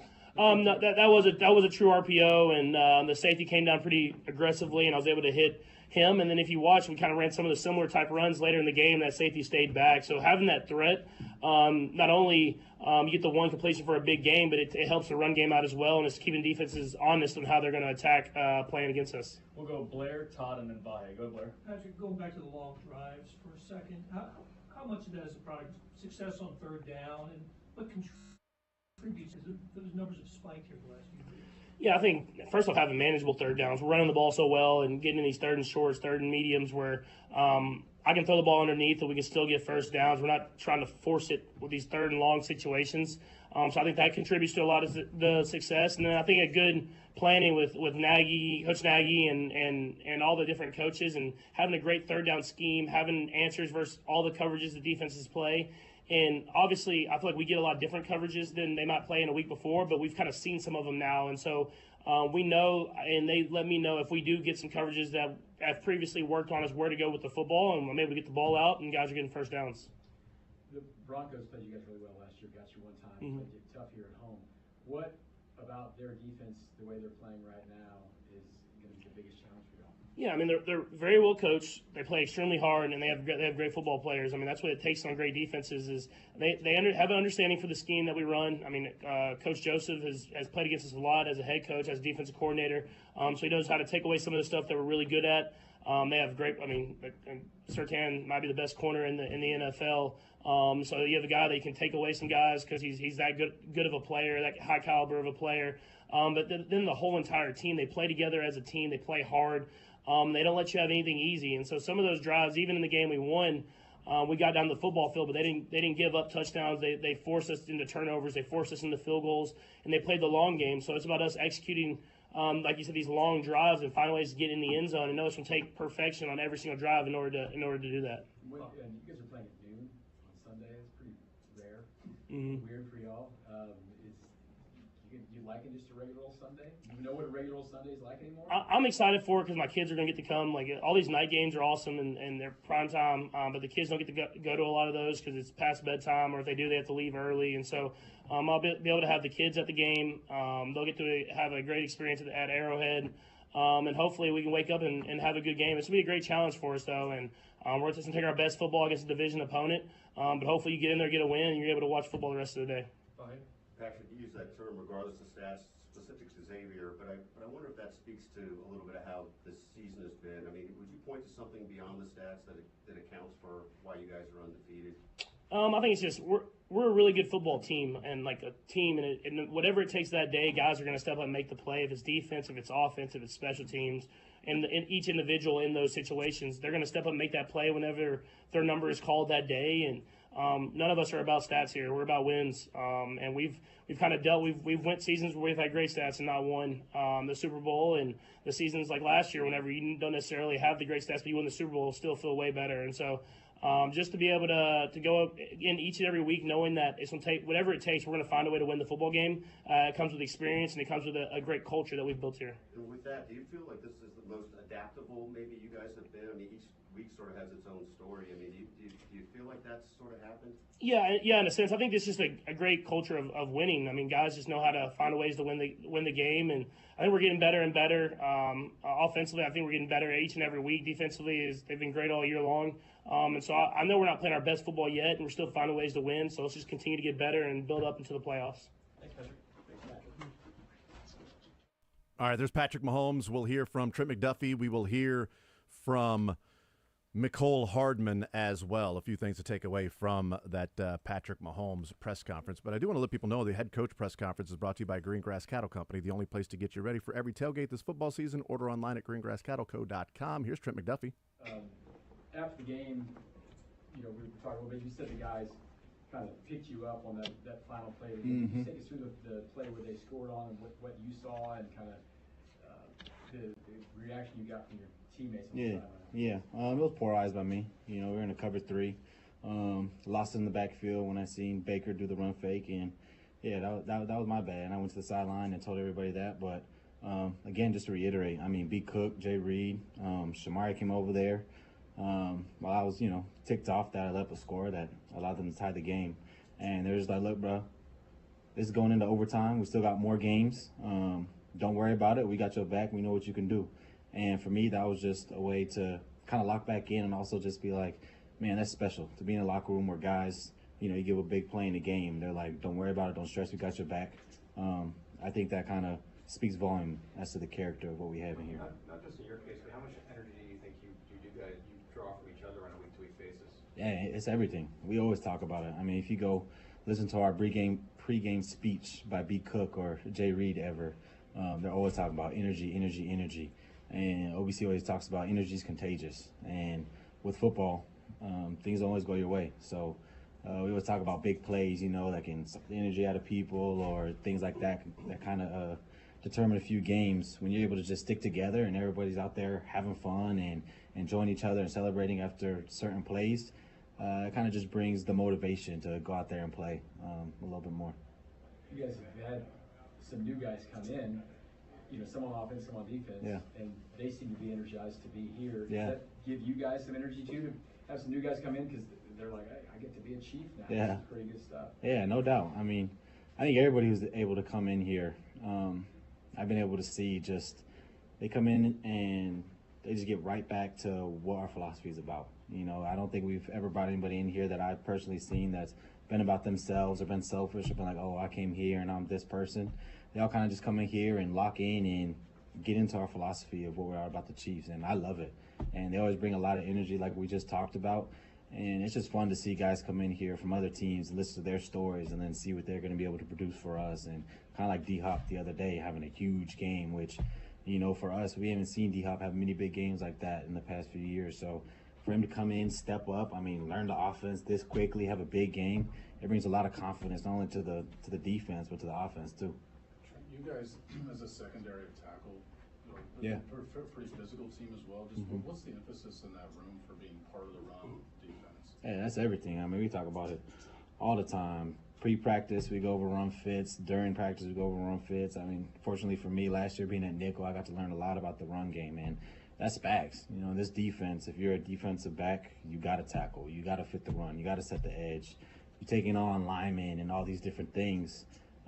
As far as playing man, as far as playing zone. So that's kind of the other side of the league where mental becomes everything. You're going to have to learn a lot more stuff, and they put a lot more pressure on you to do the little things like that. But I love it. I play defense to tackle, to play aggressively, and ever since I've been here, that's just been the philosophy of who we are. So I don't look for that standard to drop at all and just continue to keep stacking our tackling.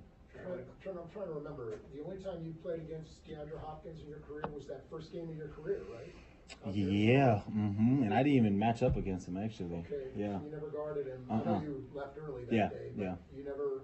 What is there anything you remember about him just from that day, even though you weren't? Oh man, not specifically from that game, but over the years, I'm always been able to watch D-Hop and have a lot of respect for his game. Not only as a player, but as a person, behind the scenes, his work ethic. I've been able to see him firsthand, just how he holds himself, how he carries himself around the locker room. And he's one of those guys that I've been able to learn from already, during the game a little bit, pre-practice and stuff. He'll just give you little hints of stuff at receivers or what an offense philosophy is that, for me, I love. I love learning about the game. I love learning about different offenses. So when you get a vet who's able to come in here and is knowledgeable about football, I usually gravitate a lot to those guys. Can you give us an example of maybe some of those tips you're talking about? Yeah.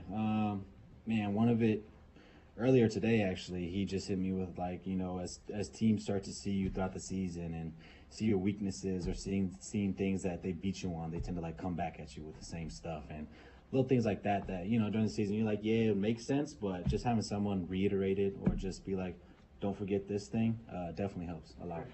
Role-wise for Joshua, it's been a little bit of an up and down season, but he played a lot last game. Just how have you seen him handle that, and how do you feel like he came out? Yeah, I mean, I've been able to watch Josh over these past 3 years and watch him grow as a player, and he's one of those guys where the more confidence he has, the better he plays. And I think that's on us as vets to kind of keep him in that mindset, because nobody's perfect. I mean, I'm not perfect. Nobody on that field is perfect. So being able to put your arm around the guy kind of like they did to me and be like, it's good, we got your back, we have trust in you.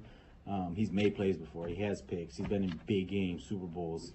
So just keeping him on the right track, I think, is the big thing for us to be able to do for Josh, because, like I said, we love him out there. I trust him being out there, and I know he's able to do his job well. What have you seen the rookie quarterback coming in and Bo Nix halfway through the year now? As you gone back and watched everything, what's his development look like, and what kind of challenge will he be for you guys? Yeah, I mean, he's definitely picking up really well in their offense. He's starting to be able to read defense a little bit better, but I think the best thing he does is his feet, and many people might not see him as this mobile quarterback, Lamar Jackson, this and that. He's willing to run that ball, and he's willing to pull it on some zone reads. He's able to scramble and make time for his receivers to get open, and he knows where he wants to put the ball. And I got to respect that as a rookie. He's a good quarterback. He's coming along great, and he's going to be a challenge for us. Last one, anyone? Thanks, Trent. Appreciate y'all.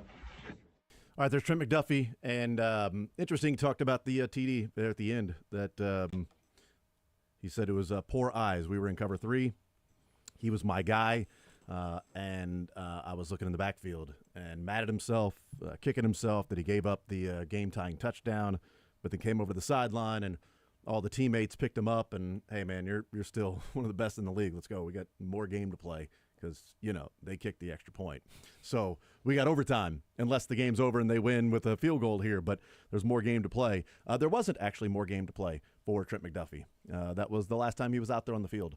Was for that particular play because, the overtime stuff. But also, it's also interesting, like, hearing him talk about new guys coming in and being a part of the Chiefs, the culture, the building, the organization, and hearing some of their stories of where they've played and what that's like. I think that's great because it's kind of a reminder for the guys who have only been around the Chiefs, like a McDuffie, that this is your 3rd year and you've won a couple of Super Bowls. The way this organization runs, the way Andy Reid, the way the locker room isn't necessarily the norm. And when guys get traded and come in, they go, oh, man, this is amazing. This is refreshing. This is great. And you're like, oh, I guess it is. Great reminder that it ain't like that everywhere. They not like us. Well, I liked how he talked about how there's no me first guys. Yeah. How since I've been here, there hasn't been a guy who was just about himself, which is nice to hear. I mean, the culture, the changes, everything about the Kansas City Chiefs organization is top notch. Very impressive. Yeah. We'll hear from McCole Hardman in just a little bit. Do want to remind you our head coach press conference brought to you by Robert Brogdon Olathe Buick GMC. Robert Brogdon's Olathe Buick GMC offers unbeatable deals and a massive inventory of over 300 new Buick and GMC vehicles. Shop now at robertbrogdon.com. Patrick Mahomes, presented by Xfinity X1. Easily search across live TV, on-demand sports, and your favorite streaming apps to find the best way to watch what you love. Xfinity X1. It's brought to you by Premier Volvo Cars of Overland Park and the only Volvo dealership in Kansas City where luxury and safety meet. Premier Volvo Cars of Overland Park at 78th and Metcalf at premiervolvocarsoverlandpark.com, and by GEHA. You could be on the 50 at GEHA Field for the official coin toss at a Chiefs home game this season. Enter to win at chiefs.com/GEHA. GEHA, proud partner of the Kansas City Chiefs. They present the quarterback press conference. We'll hear from the wide receiver press conference after the hearing from the cornerback press conference in Trent McDuffie. Patrick Mahomes saying during his press conference, he was asked by Matt Derrick, it was a play that I was talking with Cynthia Freeland about in that 2nd and 2 on the second drive, second play of the 2nd and drive, 2nd and 2. So deuce is wild. The RPO that went to DeAndre Hopkins, quick pass over the middle. Yeah. It was like 15, 17 yards, whatever that was. Watching it live the first time, I hadn't watched it back since then. So in my mind, I'm like, it felt like it was a run play that Mahomes and DeAndre sort of saw and just simply pulled the ball and then threw it. Yeah, that was what I thought. Because when they showed the replay again, I was looking at DeAndre Hopkins. Wanya Morris was almost 2 yards downfield. And so there was a part of me that was like, well, this was a run play, and Wanya Morris was getting out and firing to go to the next level. Yeah. And that's the risk you take when it's like, oh, we're not even going to change this. We both just recognize this. Boom, take it. But he said it was a true RPO, that the safety came down, crashed down, which left that space open, which is exactly what happened. But what's great about that, he said, if you look and watch, later on, we gave that same look, and the safety stayed back. And it created room for Kareem Hunt. Kareem Hunt, I almost said Clyde. It didn't create room for Clyde. Do you know He your was birthday? watching- Do you smell toast? Are you okay? No, and no. But that then created space for the running game and Kareem Hunt to work, because second drive, second down and 2, there was space to run to. Like they had some openings in the for Kareem Hunt to pick up the first down. You only needed 2 yards, and I think that's why the safety crashed down. Is what, 2nd and 2, they're going to hand it off here to Kareem Hunt. Oh wait, bleep, they're 17 yards behind me, and learned his lesson, I guess, because didn't crash down like that again. But it's also, hey, this is an RPO, DeAndre, so don't just assume that this is going to happen. He ran his route full speed, saw the safety, ready to go, hands out, caught the ball. Mahomes delivered it on time and released the ball when Wanya Morris was about 1.5 yards downfield. Yeah. I'll say this. Again, it's been one great game from DeAndre. I don't want to overstate things here, but I think a lot of folks, myself included, were wrong in what he had left in the tank. Like I didn't know what he had left in the tank because I didn't know he'd be this. Like didn't get a chance to see what was in the tank. Did I think he'd be solid? Sure, but I didn't think he'd look like this. I really didn't. I was thinking, okay, it's interesting because Tennessee is a place where wide receivers go to die. Yeah, I mean, historically, when you were on your last leg, where do you go? You go to Tennessee, the Andre Johnson method, right? Like how many really good wide receivers have gone into their career in Tennessee and just fizzle out? Well, I thought, okay, this might be the next in line of the great receivers to fizzle out in Tennessee and their career's over. That's what I thought. I was wrong. Hopkins has so much more in the tank than I expected. Yeah. Now you just give him a contract extension. Now you got to sign him for 2 or 3 years, right? I mean, come on, it's one game. It's enough to see it right now. We'll take a timeout. We'll come back. We think we're going to – oh, McCole Hardman's there right now? Okay, great. We were told that it might be a little bit from McCole Hardman, but here McCole Hardman comes. So here is McCole Hardman. Well, things, the punt return in the shoulder, first of all, you came back in the game when they announced you were questionable for return. What happened there? Well, a big return, first of all, and just landing on a little too hard. Just want to make sure everything was cool, but definitely wasn't going to try to sit out for the rest of that game. Tight game, close game, so definitely wanted to get back out there as fast as I could. So when you came back, you didn't go to the tent. You sat on the bench for just a second, and they took you back there. What's that time like when you're trying to keep up with the game and getting checked out when you're under the tunnel and all that? Just trying to get back out there, man. Definitely got to. Obviously they got procedures and stuff they have to go through that was it's normal, especially when things like that happen. So they were just doing their job, and me just trying to clear all the checks and just get back out there as fast as I can to help the team. So. Well, I asked Patrick about this, but you guys got a lot of long drives this year. What are those long drive drills like in St. Joe for a wide receiver? Terrible. I think this is something that that prepares you for drives like that in the real game. Probably long drive a little bit harder, but those are the type of things we do in practice to try to make the game a little bit easier, especially when you're going to a long drive drill. So as a receiver, man, it's more so just trying to get lined up, making sure you're doing your assignment right, and making the play when it comes to you. But those things that we practice in training camp or even practice is try to make those things like that easier in the game. When do you sort of hear that you guys will be working on one of those during the day, and what's like your immediate reaction to it? Whenever the strips come out, I guess, you see the strip and it's just like, we got a long drive drill, But I think you can look at it two ways. Either you can drill on it or you can look at it as getting better and, trying to attack it, and get better from it. So I guess that's kind of how everybody look at it. First, it might be like a down reaction, but then, overall, it's like, we're going to get better from it. So when DeAndre came in, right, is this someone like when you were a kid, you didn't grow up very far from Clemson, right? Right. Was someone you watched when you were little? Yeah. D-Hop was a big thing around my town, man. He definitely was a receiver that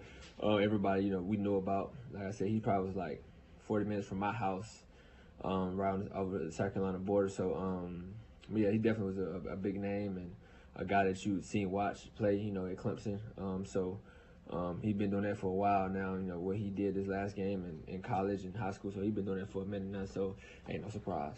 When you watched him from afar, you get a different style of game, obviously. But what sort of things do you take from watching him and as a younger player when you were little, or even in the pros when he's playing? He's just a guy, man, that play the game the right way. He's a dominant player, been like this since he entered the league. And so I think just watching from afar, you can admire, what he's doing for the game and, the plays that he making. Then when he on your team, I think you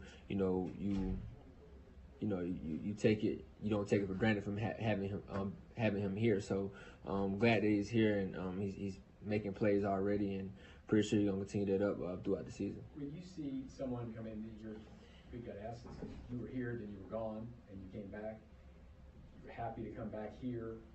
What is special about this place for when guys come in and they've been somewhere else and they get welcomed here and like when you came back, and how much fun it was for you? I don't know, man. I guess it's a different atmosphere, man. Every place ain't the same, but here is, it's all love, man.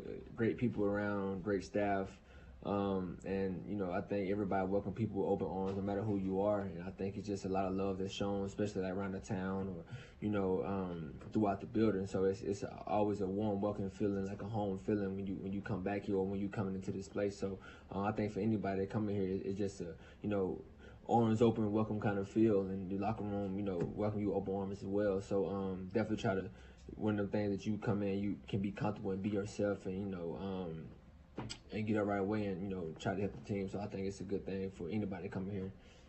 McCall, before the team got D-Hop, did you, because of the attrition rate of wide receivers this season, did you almost feel, not within these walls, but maybe the perception outside, that you're like the forgotten man among the wide receivers? Nah, I don't know, man. I don't really look at it like that. I think I'm more so just, I'm always a guy of, of opportunity. I always been like that since I got here. And that's kind of how I played that role, is whenever the opportunity comes or presents itself, just take advantage of it, no matter the circumstances. But as far as like the forgotten receiver, I don't know. Maybe they do, but once I make a big play, somebody that they still know I'm there, in a sense. But I'm just a guy of opportunities, man. So whenever the opportunity presents itself, I just take advantage and just keep going like that. Anything else? Thanks, McCall. Thank you. All right, there's McCall Hardman, big punt return, landed on his shoulder. It's a little too hard, and he wasn't going to miss that game, how good it was, how close it was. But grew up watching DeAndre Hopkins. Yeah. Like, he was a big thing around my town. 40 minutes from his house is where, right across the border to Clemson, and said that, he's been this good for a while, so no surprise that he was doing that on Monday night. We need to take a break. We'll do that right now. We'll come back, continue reacting to the press conference. We also have the first college football top 25 playoff rankings for the 12-team playoff, what that looked like. What does it say about some of the conferences and what that may mean moving forward? We'll continue rolling more zone right after this.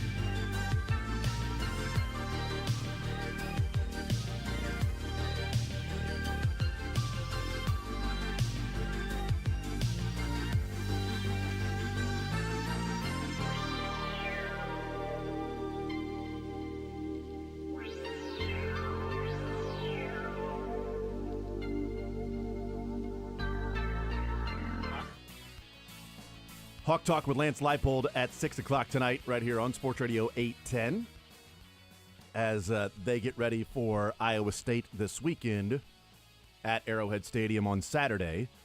Do the KU Jayhawks. That's 2:30 on FS1. Kansas 2.5-point underdogs at home to Iowa State. The other local team in action this weekend, Mizzou taking on Oklahoma. And Missouri has gone from a 2.5-point favorite. They are now a 3-point dog. So that has moved 5.5 points towards Oklahoma. So Mizzou, 2.5-point favorite, now 3-point dog. I wonder why. Yes. Why? Why do you think somebody's playing or not playing? Do you think that has to do with maybe an availability of somebody? You think maybe an inability to cook or something like that? Like if it's too hot to get out of the kitchen or something like that? No cooking allowed? Or was it? Ride the pine. Well, ride the pine. Yep, right to the punt. I think the under might be. What's the over-under in that game? It opened up at 42.5. It's only dropped a point. It's 41.5 now. Yeah, I think ripping the under is probably the move. Yeah, it's a couple of offenses that are inept, I think some say. Because if they think Oklahoma's going to win, then they don't think Brady Cook is playing in this game. If that thing's moved 5.5 points. Missouri opened up 2.5-point favorites, now 3-point dogs. 913-912-4810 is the text line. Winners at the trade deadline certainly seems like the consensus around the NFL is that the Chiefs were the winners at the trade deadline by acquiring DeAndre Hopkins, by acquiring Joshua Uche, and Cynthia Freeland in the previous hour talking about that. Uche is a guy that as the weeks go on, you'll see more and more of an impact for him. He'll become more and more of a bigger role player on this team than playing just the 15 snaps that he did against the Bucs on Monday night. We'll see how much that may be against the Denver Broncos, and certainly how much that may be against the Buffalo Bills a week from Sunday. Andy Reid saying at the press conference that Juju Smith-Schuster not practicing, still working his way back. It didn't sound confident for Juju this weekend. No. Turk, though, not practicing with a knee contusion. That seemed like Andy Reid was sort of relaying that that's not a big deal. We're just letting it rest a little. Turk, we won't practice today. It's a knee contusion. We're just letting it rest a little bit. Sort of inferring what Andy Reid or interpreting what Andy Reid was saying there, which is I think Turk's going to be fine. He returned to play. He returned and played this past weekend. So, we'll see how much he is out there and playing. You need the guys. I'm not discounting what Denver can do, okay, because I've discounted a couple teams this year, certainly the Tampa Bay Buccaneers on Monday night. So I don't want to just dismiss Denver and the matchup this weekend, but I'd rather guys be healthy and ready to go against the Buffalo Bills. That's the bigger matchup November 17th, a week from Sunday, where the number 1 seed can be decided. Sure. If the Chiefs go to Buffalo and win, they got the 1 seed. I mean, they'd have a 3-game lead on the Bills and a win against them, and a 3-game lead on the Ravens and a win against them. Depending on what happens with Pittsburgh, they'd have a 2-game lead and then still play them later on in Pittsburgh with a crazy schedule left. And Cincinnati, whatever. I think 2 things. I'm with you in that regard. But when it comes to Denver, 1, it's a rookie quarterback, which should make you feel good if you're Kansas City knowing what Steve Spagnuolo is going to throw at him. It's going to be a lot of things that Bo Nix has not seen in the NFL or his entire football career. That's 1. That should give you some confidence. One reason for maybe a little negativity is they have Cortland Sutton, who apparently always goes off against the Chiefs. Every single game he makes against KC, he makes one of the greatest catches you will ever see, and you will be dumbfounded and befuddled on how he came down with a football. Palmer for the Chargers, Sutton for the Broncos. Yeah. Every game against the Chiefs, those guys turn into Jerry Rice. You're like, what? How did his feet? What, the actual? It makes no sense. Garrett Wilson did that whole thing, and you're like, yeah, no, that's just Cortland Sutton against KC. That's just check it out. So this makes absolute sense that he would be able to do that, but yeah, not with these. Here's Harry Douglas. Let's hear from Harry Douglas, now with ESPN analyst, weighing in on the impact that he thinks DeAndre Hopkins brings to the Chiefs the rest of the season. I firmly believe that the DeAndre Hopkins trade is going to be bigger for Kansas City than a lot of people probably think. Mm-hmm.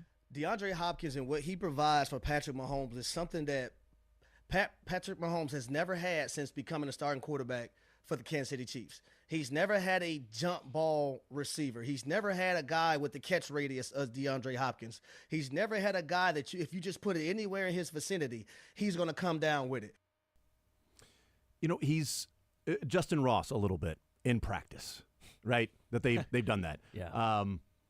But he doesn't throw many jump balls. Like I thought Rashee Rice would be more of a guy that would be, all right, here's a guy who's one of his specialties in college was contested catch rate. So we thought. And he didn't really have many chances for those jump balls.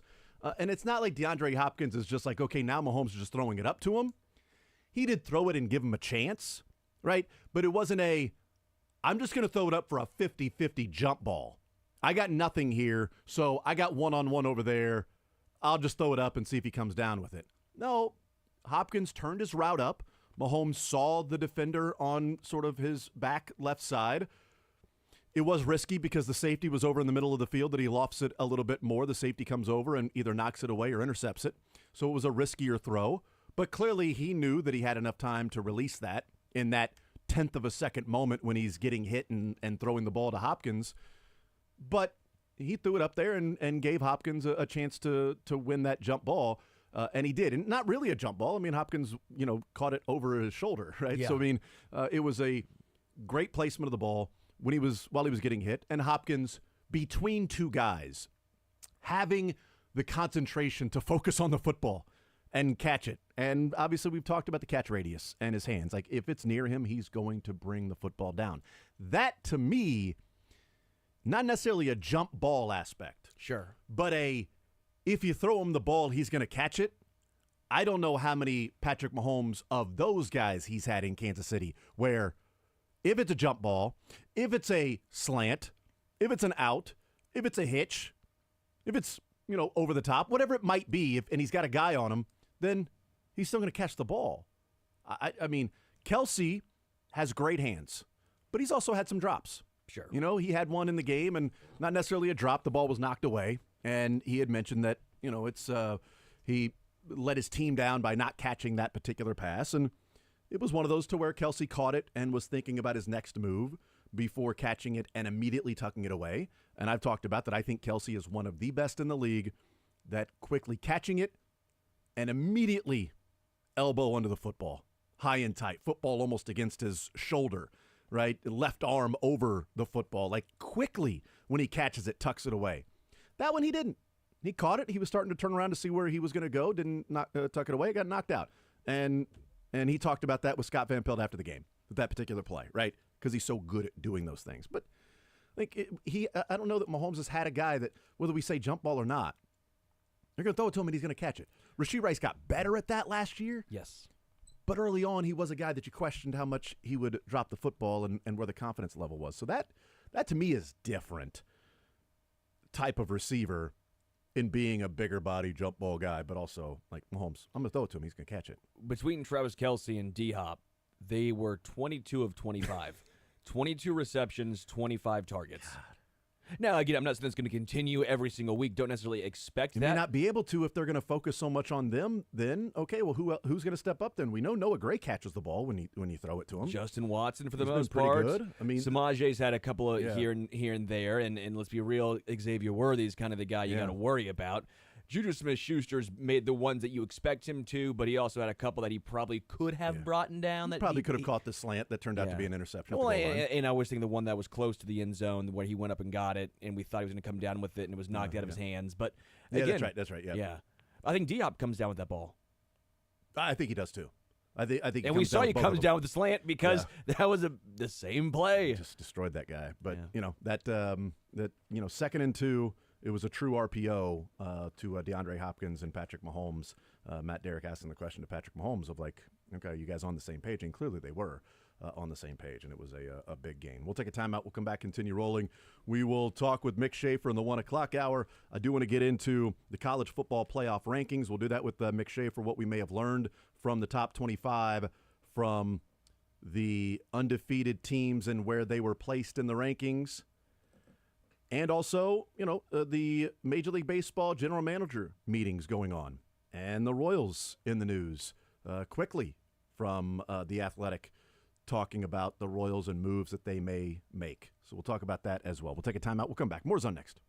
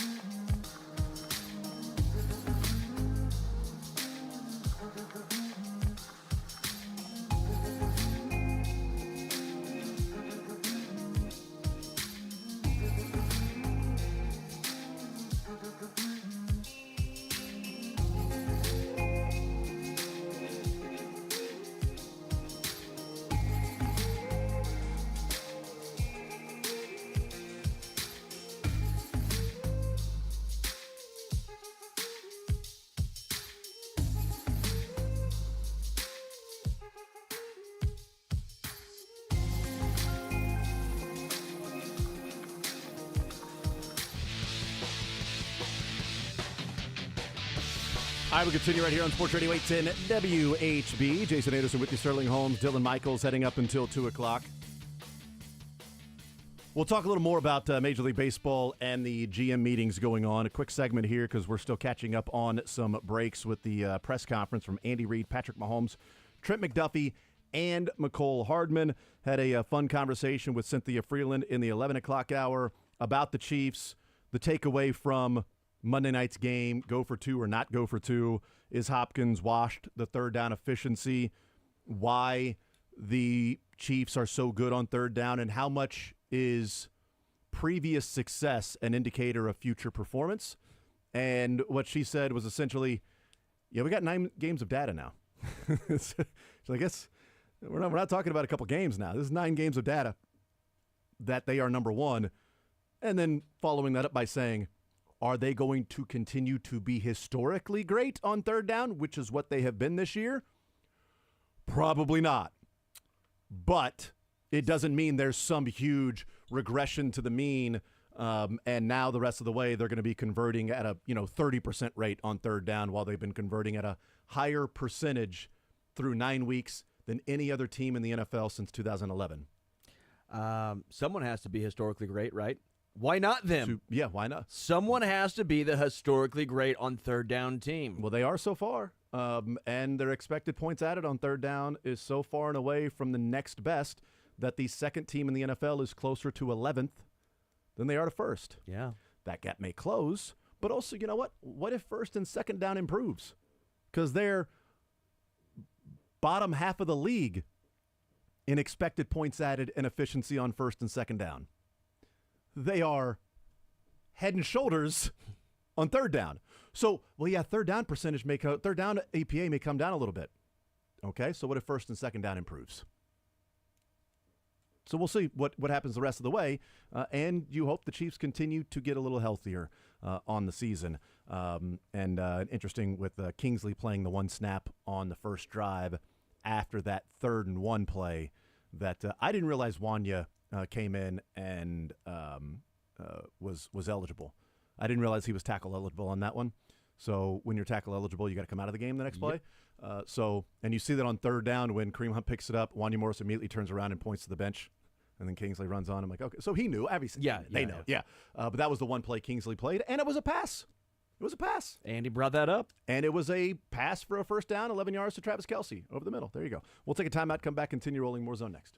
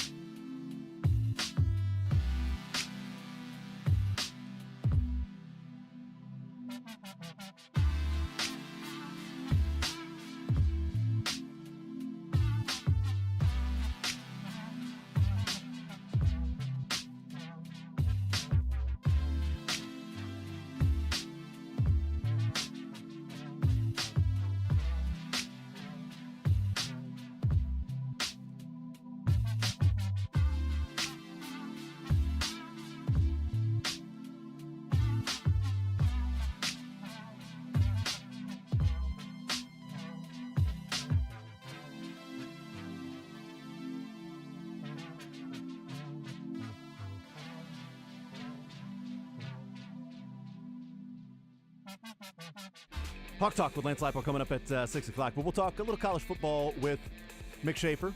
We'll talk a little baseball with Mick Schaefer. Talk a little football with Mick Schaefer. And whatever else comes up. Woo! Yeah. And that. What you gonna do, brother? When Mick Schaefer runs wild on use. What you gonna do, brother? Until we return. Can't wait. Thank you, Bart. That's very nice of you. 913-912-4810. We'll take a timeout, come back, continue. Mick Schaefer will join us. More fun on a Wednesday.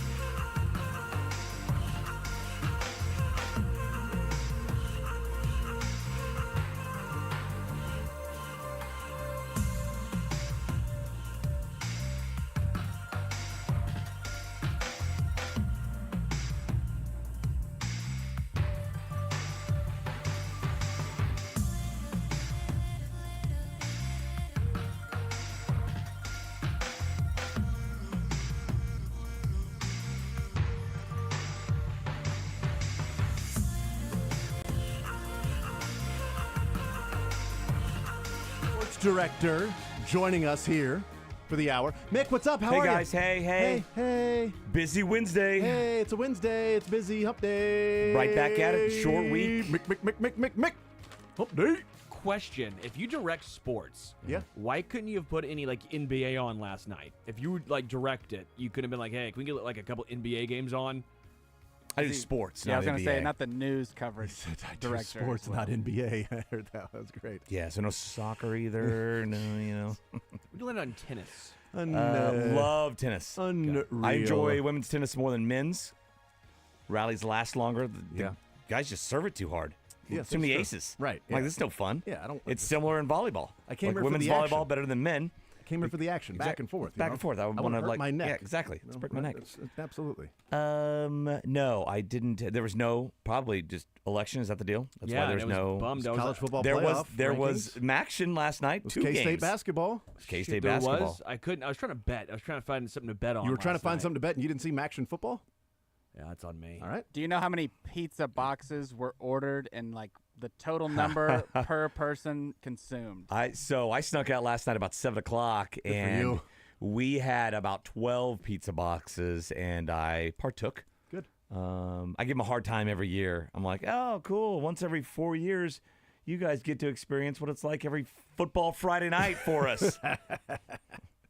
That's cool. Do you have numbers coming in late? Oh my goodness, how are we going to get to? Were they we're divas? gonna get to the show? Were they a bunch of divas? Yeah, they don't like hearing that. They do work hard though. We had people in. It's not what you just said before we came on the air. That's right. But the microphone's on, so I'm a very different person. I am like a politician. No, we had people in Jeff City, people in Ozark. I don't think anybody in St. Louis, but in and around Kansas City, a couple other outposts, and what did we get in sports gambling? I mean, now we don't have to like for cross sure? the border and everything. I can just, gamble at work on the clock. When do you find out send who you the won? stuff. When do we find that out? That depends which channel you watch. 2026. 2026, they'll finally figure out who Is won. it that close? It's that not. It's that soon. Yeah. I mean, I can tell you right now. Yeah. I mean, hopefully soon. Sterling. I think we know who won. Depending, are you talking about measures or just Ross in general? Perot. Oh. Are you talking about the presidency? I was just being something a else? smart Yeah. ass. No, Okay. I'm shocked. I thought Yeah. it would be. I mean, we'd be The legal still today. gambling. Wouldn't know. And the legal gambling actually was more or less the real question. that took forever, right? So because that seemed like the last thing in Missouri to like come through. Here's the deal. Why is Florida man leading the way in vote counting? I mean, they're 7:30. They were wrapped up. They were wrapped up. Well, because and then these up. other When you mess states up one time, then you're gonna exactly you're going to get it they together. learned. You're like, okay, we're going to get together. Yeah. Pennsylvania keeps messing up. Arizona, Nevada. I mean, give me a break. There's like a 5,000 vote difference on Amendment 2 in Missouri, right? Like it's we still haven't like counted that for it's sure. like a 0.1% difference. It's like 50.1 for 0.2. And are they still counting votes? Is it the legal gambling one? Yeah. Yeah. Are they Amendment still 2's counting votes? I don't know. What is? Yeah, I mean it's all by hand. That's what I'm saying. I'm surprised it's that close. They get, So am I. They get 7 Like, I teachers. thought it was going to be a and 10% win, right? Yeah, I agree. Yeah, and I talk to people who know more than me beforehand. They're like, I don't So know. anybody? It could go either way. Anybody? Yes, I Just talk to man on somebody the street. upright and breathing. Hey, little talk girl. to a person who isn't dead. It was the Ronald McDonald statue at I was McDonald's, but I was the still. special reader in kindergarten class, so I talked to them, and they were like, "Yes, Mick, I give it 5-1 odds that it's 1 to 5 that it's going to pass." Are you kidding me? I'll bet you 10 coffees to 1. I don't know how you're going to be going, but I will. I mean, it looks like it's narrowly going to pass. So yeah, by I mean, tonight, technically, can I start betting? Yeah, when can you start? It says that it called it, as of this morning. Like I looked at something this morning and said it called it, but it's still like, are they going to do a recount? Like again, it's like 4,000 votes. Like No, if don't do a it's recount. if it's the no side, they paid enough money they paid enough money to spend to get people to vote no. I can see Would us- you pay enough money for them to say let's do a recount I when could- it's only a few thousand votes I don't separate know. the yes and the no? I could see you messing up 40 votes, but not 4,000.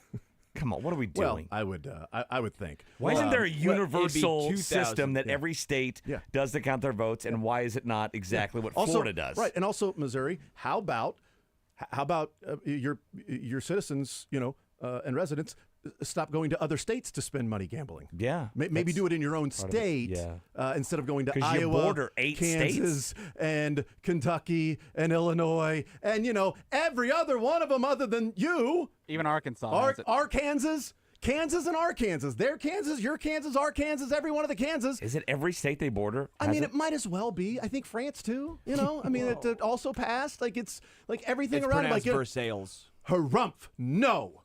We want you to get the tax dollars of our citizens that are going over there to gamble. Well, like not casinos, us. they have the ones in Boonville. If you're in the in Columbia, We want area. BetUSA dot whatever the CO/Europe. How much is this is St. Louis, right? And like a lot of people think this is okay. Get this money to keep the teams in Missouri and St. Louis. Like, well, we don't care. Keep what? We're Blues. fine. Yeah. Keep the Blues. Keep the Blues. And by the way, Keep if the Cardinals. it's a 4,000 difference, it's really only 2,000 because 2,000 yeses would be 2,000 nos if you're going with that That's true, math, yeah, they right? messed So up, yeah. Still though, yeah, I would I'm hope with they you, wouldn't mess up 2,000. Yeah. So, yeah. Hopefully, it's a done deal. Amendment 3 passed. That was already called. That was huge. That was a big one. They are bordered by all 4 states: Iowa, Illinois, Arkansas, there's 8 states Kansas, that border Missouri. There's like 8 Tennessee. states. My bad. Yeah. Yeah. Yeah. When There's you this said little all 4, I corner. thought maybe you were Kentucky thinking 4 to the touches it. second power. Let me Kentucky zoom all the touches way it, in too. here. Kentucky and Tennessee definitely border it barely, but yes, Kentucky is actually the only one. Kentucky is inside of Missouri. Yeah. Kentucky is legalized sports gaming as well. Oh, this is all yeah, tweet. Yeah, then. Kentucky. Tennessee, because Kentucky's had it legalized for a year. Then they are walled in. This is the first football season. I think that Kentucky. What do you know about Kentucky? There's only soccer star kicker, graduated Collier County, 1982. There's also only one state with both legal gambling and marijuana. It's Illinois. So Missouri would actually put themselves above all the See, states. look at that. That's the only state with both? Yep. Missouri Well, finally puts, my bad. In that area. In that area. Yeah. Gotcha, finally gotcha, puts themselves above all those other states. So there you go.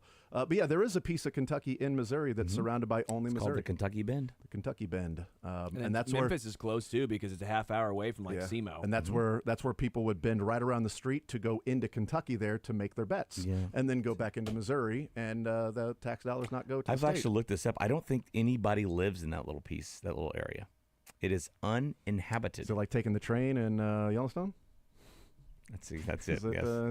There's no laws there. No laws there. No It's, laws there. Nobody. There's no Kentucky trooper that's like, I'm going to drive 45 minutes out of state over there just to check and make sure everybody's following the law in that area. We've combed the area for the bodies. But of course, not the Kentucky Bend. We just can't get in there. We looked at Google Maps, and it says it's been updated in the last year, and I don't see anything on there. So I'm going to assume we're all good in that area. It looks like the population of Kentucky Bend was 9 people. Oh wow! The mailing address of the area is Tiptonville, Tennessee. Yeah. Also, apparently New Madrid, Missouri, not Old Madrid, not to be confused, or Madrid, Spain. New Madrid, Missouri. The old Madrid is.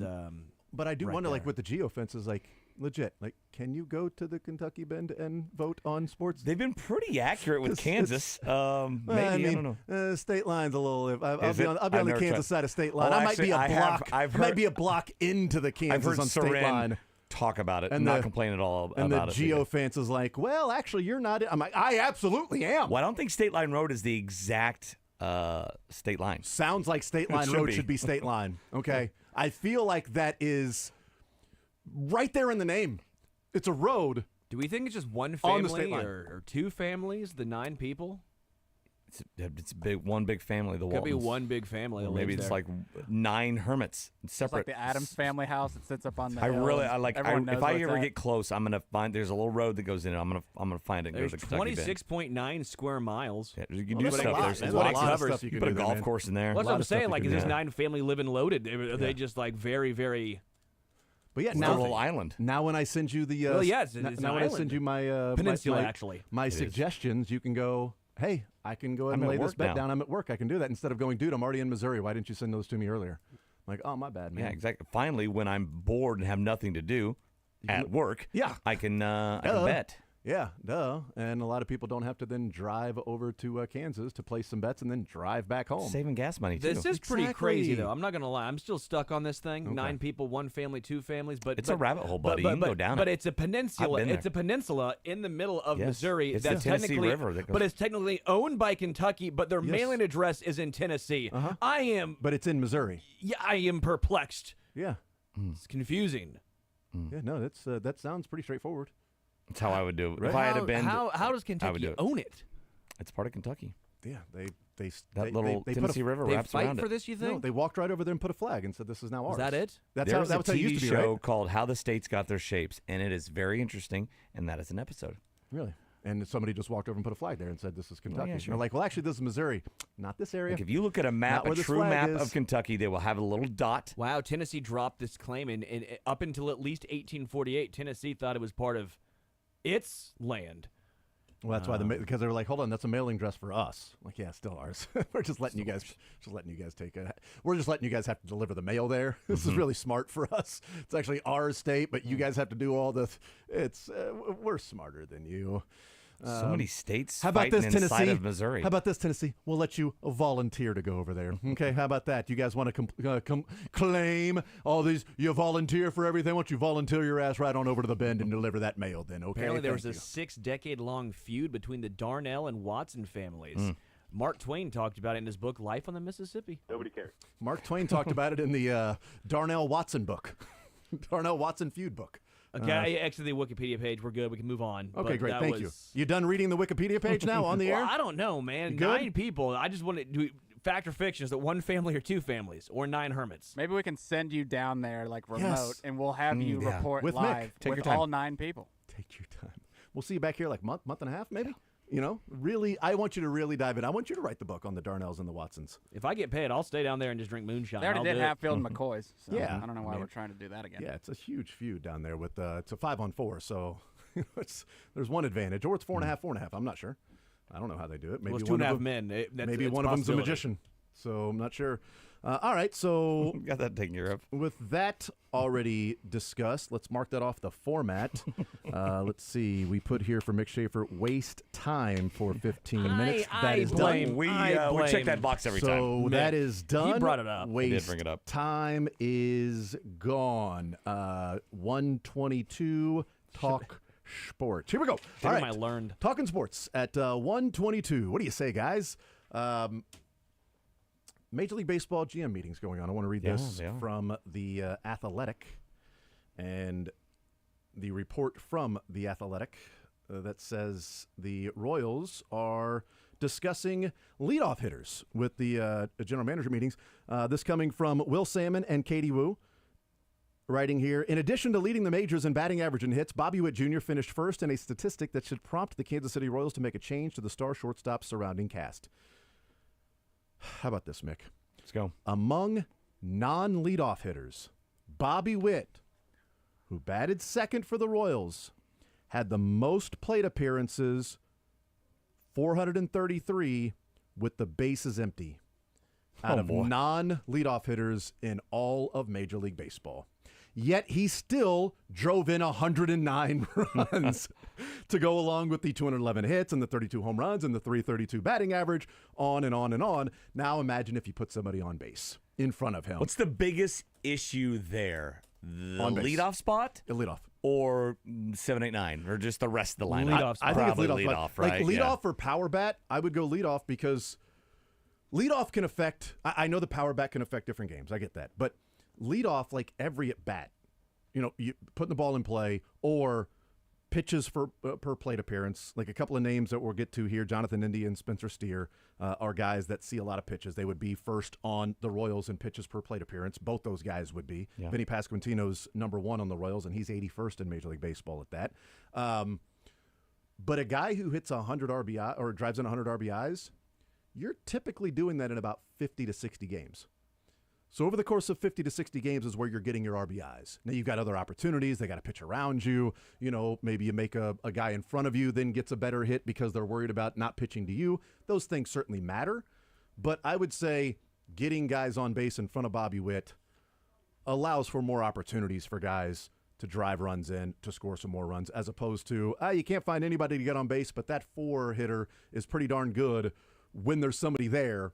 I would rather start with the leadoff hitter, get that taken care of, and if anything materializes with the middle of the order bat, great, awesome. But I'll piece together the rest of it if I can find somebody in front of Bobby. And then just the better pitches you see if you're Bobby Witt Jr. and there's a guy on first or second base, or God forbid, 2 guys on in front of you. The Royals had a 19.4% strikeout rate, which was the 3rd lowest in Major League Baseball. They didn't strike out a lot, but they were also 19th. Salvia, part of like 18% of that. Yes, but they were 19th in on-base percentage, so they didn't get on base.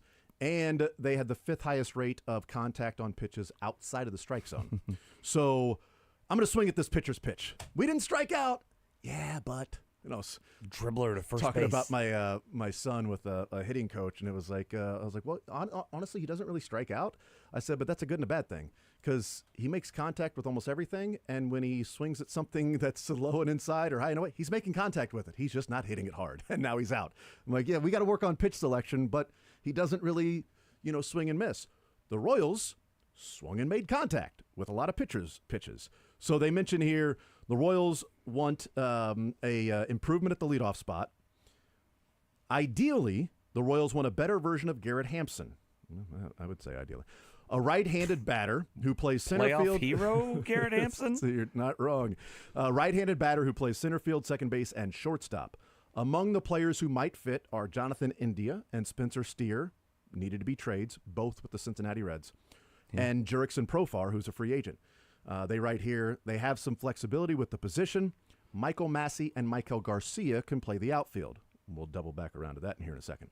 If the Royals explore the trade market for offensive help, league sources suggested that they would listen to offers for pitchers such as left-hander Chris Bubich and right-hander Alec Marsh.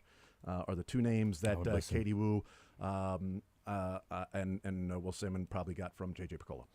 The league sources would say that that's who they're willing to move, and league sources say that they feel Michael Massey and Michael Garcia could play the outfield. And as I said earlier in the show, Mick, Michael Massey, I mean, he could pitch. Like, he could play. Certainly, he could play the outfield. He's just never done it. I mean, he's not played the outfield in a long time. He's played in the dirt. So could he? Yeah, Alex Gordon made the transition, but I mean, it's not as easy as just saying that he can go and play the outfield. But I mean, what you put in the corners and not have power at that position, right? And so if it's Jonathan India or a lot of power, I mean, he hits for great power for his size, but I mean, it's not what you would want for a right fielder. Left fielder. Jonathan India is an ideal leadoff hitter for the Royals. I mean, he gets on base. He's an okay second baseman, so that's where the Michael Massey would come in. And I think the connection there is like, okay, they're talking about Jonathan India, who the Reds have been talking about trading for the last 2 years. And if Jonathan India's name comes up, I'm assuming the conversation with these reporters and league sources would be, well, what about Michael Massey or Michael Garcia? Well, they could play the outfield. Okay, league sources say that they could play the outfield. Jonathan India is 15th in all of Major League Baseball this year in pitches per plate appearance. 15th most pitches per plate appearance, Jonathan India. Put that in front of Bobby Witt, right? As a leadoff hitter that's getting on at 340. Spencer Steer plays left field. I think that would drop if Bobby Witt's behind him. I think that would drop. You know what? He might see some more hittable pitches. Spencer Steer is a guy who was top 10 rookie of the year, not this year, but last year. Fell back a little bit this last year, but still gets on base. He's a left fielder. Can hit, 20 home runs or so. Play about any spot, second base, third base, shortstop, left field. Steals bases. He's faster than India, so he won't be a base clogger in front of Bobby Witt. Gets on base.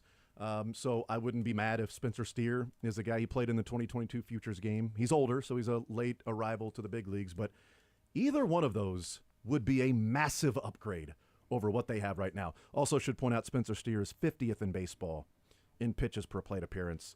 Vinny Pasquantino is the best on the Royals, and he's 81st. So either one of those guys immediately go into the best on the Royals in pitches per plate appearance, and both of them have a history in batting leadoff in that spot and batting number 1 in a game. And batting in front of Bobby Witt should help. In theory, it should help. If you're getting on base and taking pitches, do I want to walk this guy in front of Bobby Witt? And it's not a Kyle Schwarber who, if he's at first base, then Bobby's not hitting a triple. You know what I mean? It's not that guy. It's funny, I feel like the Royals are maybe at this point now where, okay, we are going to base our lineup around and who we go out and get kind of solely around Bobby Witt, and maybe you throw in Pasquantino there. Those are 2-3 there, right? And so who do you need? You need that guy on base for that leadoff position. And then I start to wonder, okay, who do you want 4-5 there? What type of hitter? Is it another guy that gets on base? Is it a big all-or-nothing homer or strikeout guy, and you base the ballpark in there as well? But, I mean, those are the pieces, right? And now that are just kind of branching out for the rest of the lineup. And I honestly, I don't know how much Salvi is involved there, because I think he's a guy that has hit all over this lineup in his time and could be just fine hitting 4, 5, 6, wherever. If you find a legit 4, if Salvi bats 5th, that's great. That team's improving the lower he bats in the order. How about both Spencer Steer and Jonathan India? Okay. Why not? Why not? Why not two? Why not both? Yeah. Jonathan India at second base, Spencer Steer in left field, and Michael Massey platoons with Hunter Renfroe in right. And Michael Massey has played very rarely the occasional third base. Spencer Steer now would be the souped-up Garrett Hampson, who's in this major league career has played first base, second base, left field, third base, right field, and shortstop. But last year with the Reds, he played like 110 in left field. Yeah, almost all left he field. He was a left fielder last year. And then the occasional third base and first base. But then again, I think Jonathan India is the best leadoff hitter for KC. Yeah. His on-base percentage this year, .357. For his career, .352. Put that in front of Bobby Witt Jr., and then you'll see the RBI. Put that in your leadoff hitter pipe and smoke it, you know? I like it. Yeah. Who is more expendable for the Royals? I value Massey over Garcia. I do too. Yeah. I think Garcia has potential of, like, could he grow into a leadoff hitter? Yeah. But The Michael bat takes too big a long a droughts. Garcia to me is like a cheaper, should be better version than Garrett Hampson. You don't have to pay $2 million for Garrett Hampson, because Michael Garcia should be a $700,000 Garrett Hampson. That's what he should be. The injuries, though, have to be Sure. taken into account You're with right, Massey. you're right. With Michael Garcia, he's there. And that's you know where that. if they think he can play outfield, well then can he play right field? And now you got a left-right platoon with Hunter Renfroe. He says his back injuries are all behind him.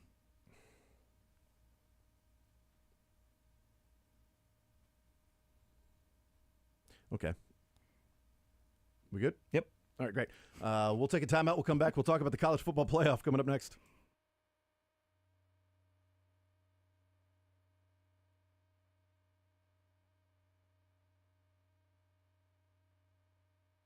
Hollywood Casino at Kansas Speedway and ESPN Better helping you this season. Make sure you download the ESPN.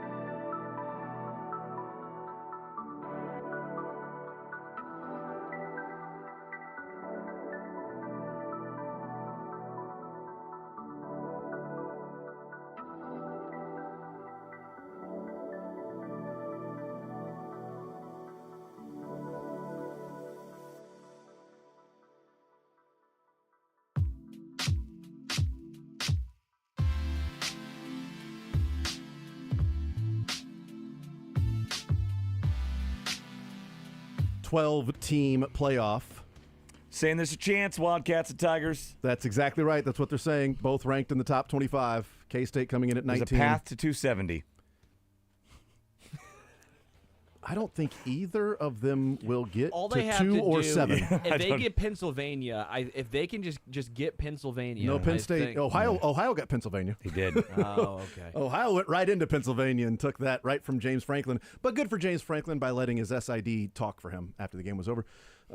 Instead of actually answering questions himself. I kid, he answered questions himself about that. He just wouldn't do it about rape allegations. So the college football projected bracket that came out last night with their top 25 votes, number 1 Oregon, number 2 Ohio State, and then Georgia, Miami coming in at number 4. Canes, baby. They're the forgotten team this year. Undefeated Miami. They've had a great schedule, haven't they? BYU number 9, but they are the 4 seed. Yeah, and the Big 12 did not have a good weekend. Ohio State is number 2. They are the 5 seed because the top 4 seeds are the top 4 conference winners. Boise State was number 13, or number 12, I should say. So in the top 25, even in the top 25 or in the top 12, while not needing to be in the top 12 to be in the tournament, they just have to be the highest ranked group of 6, group of 4, group of 5. What is it now? It's group of 5 at least. Group of 6 maybe. Group of if 6 you're now. counting The packing of the 12, the if Pac-2. If we're saying Power 4, it is group of 6. That's yes, and equal then 10. the Pac-2 because Washington State's like 7-1, but who cares? Because I think it's the Pac-2, so they just played the same team 8 times, right? It's just been a That's how it worked. It's home and home and home and home and home and home and home with Oregon State. Home and home times 6. But a couple of takeaways here for me. Miami being 4 and BYU being 9. Yes, thank you. That's the biggest takeaway for me in that we were talking yesterday with Braden Gall because there was a NCAA.com projected top 25, like everybody has a projected. I'm like, let me check this one out, and had BYU number 4. And I saw some other people that were like, BYU number 5. BYU, because of the wins over SMU and because of the SMU and Kansas State. They've got those 2 top 20 wins on their resume. One of those on the road. They went to SMU and won. That's SMU's only loss this year is to BYU. And I thought, okay, if BYU's in the top 5 or 6, then there is a path for the Big 12 to get 2 teams. Because if BYU's 12-0 and loses to Kansas State or Iowa State, then would they fall from whatever their ranking is, 5 or 6, all the way to 13? If they lost to a team that is in the top 25 and now is going to be in the tournament, is that enough to be a disqualifier for one loss? I would think not. But if BYU is number 9 and they don't have any resume-building wins or games wins left in their final games, then how do they move up other than teams around them maybe losing, which certainly could happen. There's a month left. There's a month left. But Miami's number 4, and they've beaten Louisville, the only top 25 team they have. BYU's got 2 top 25 wins. They've got number 13 and number 19 on their resume. Branding. I'm so irate. I'm livid by this. I can tell. No, it's dumb. Miami has played. They haven't even played SMU. No, they haven't even played the only other team that's competitive, basically, in the Clemson in the ACC. Yeah. This is dumb. This is absurd. How the heck is Miami ahead of BYU? This is asinine. You want to know the answer? The branding. No, it was eye test. They said eye test. I was going to say. They beat Cal by 1? Yeah, that's the eye test, all right. Congrats on beating Florida State. Sterling, I agree with you, actually. I think the eye test is Miami. It's the eye test. I saw the jerseys I saw the they were helmet wearing. sticker. I saw the U. That's my point. It's Yes, branding. I'm with you. This is just the most absurd, asinine. They would dominate SMU. Honestly, I get what they're saying too. Is they're better than BYU. I don't doubt. Are they? That, but they haven't really. They survived the Virginia Their best win Tech. is Florida week 1. Florida is No, it's 2 Louisville. scoops of No, ass. Louisville's their best No, they win. took 'Cause Georgia to Louisville's, the wire a Louisville's bit. top 20, I think. Louisville's number 20, something like that. And they right around gave K-State. 45 points against them. That's fine. And I think the eye test is, boy, this is a fun team to watch. They go out there, they score, they throw the ball around. You got maybe a Heisman Trophy winner in I won't Cam disagree Ward. with that either. They are fun to watch. They absolutely are. I would say this too. They do have some. Miami has some close wins. BYU the last couple of weeks kind of could have, should have, would have been 0-2 or 1-1. They've had some close. They've survived. And now they got to bye. And now they head to Utah. They in theory, if they get past Utah, they should be 12-0. But also I thought Iowa State should have beaten Texas Tech. Yeah. So K-State should have beat Houston. They should have beaten But Houston. Yes. even Indiana should be higher than I think. I don't Quite because frankly, if you want, BYU. honestly, if you want to talk about the eye test, I mean, not BYU, Miami. yeah, if you want to talk about the eye test, Indiana's putting 40 on everybody, and they trailed for the first time all season this past weekend. They still ended up winning by double digits. They won by 37. They trailed 47 to 10. It's the first time they've trailed all season long. That's the eye test is Indiana. But what's Indiana, number 8? Expanding the college football playoff did not mean the college football playoff committee was going to get any better. You're still going to have all those Kirk Herbstreits out there who are going to cloak their biases by saying eye test, right? But now with 12 teams, you have this net, you have this catch-all to where all right, we're going to catch every other team that could be good enough to win a national title. They'll still screw up the seedings.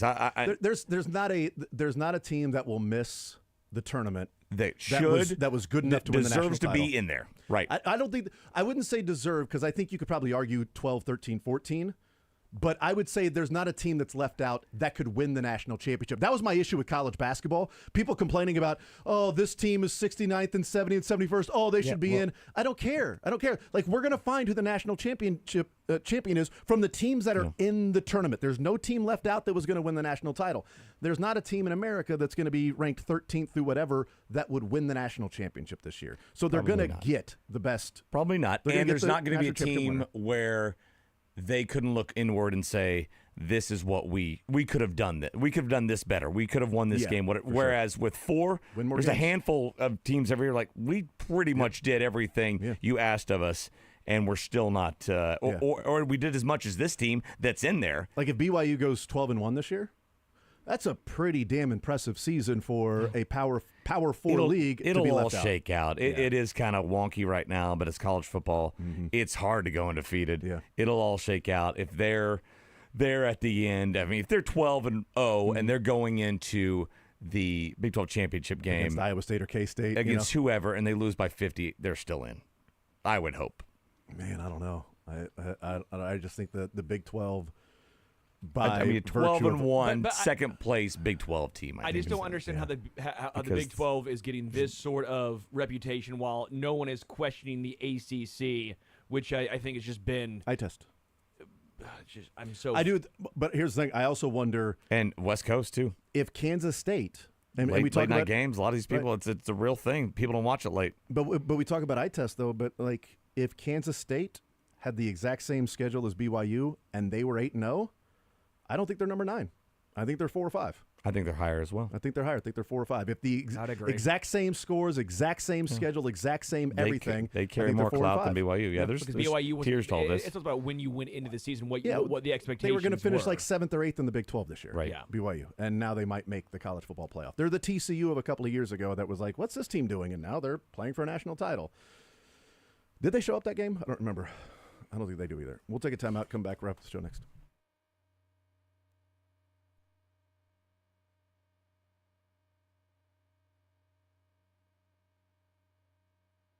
Hey, everybody, without any sport.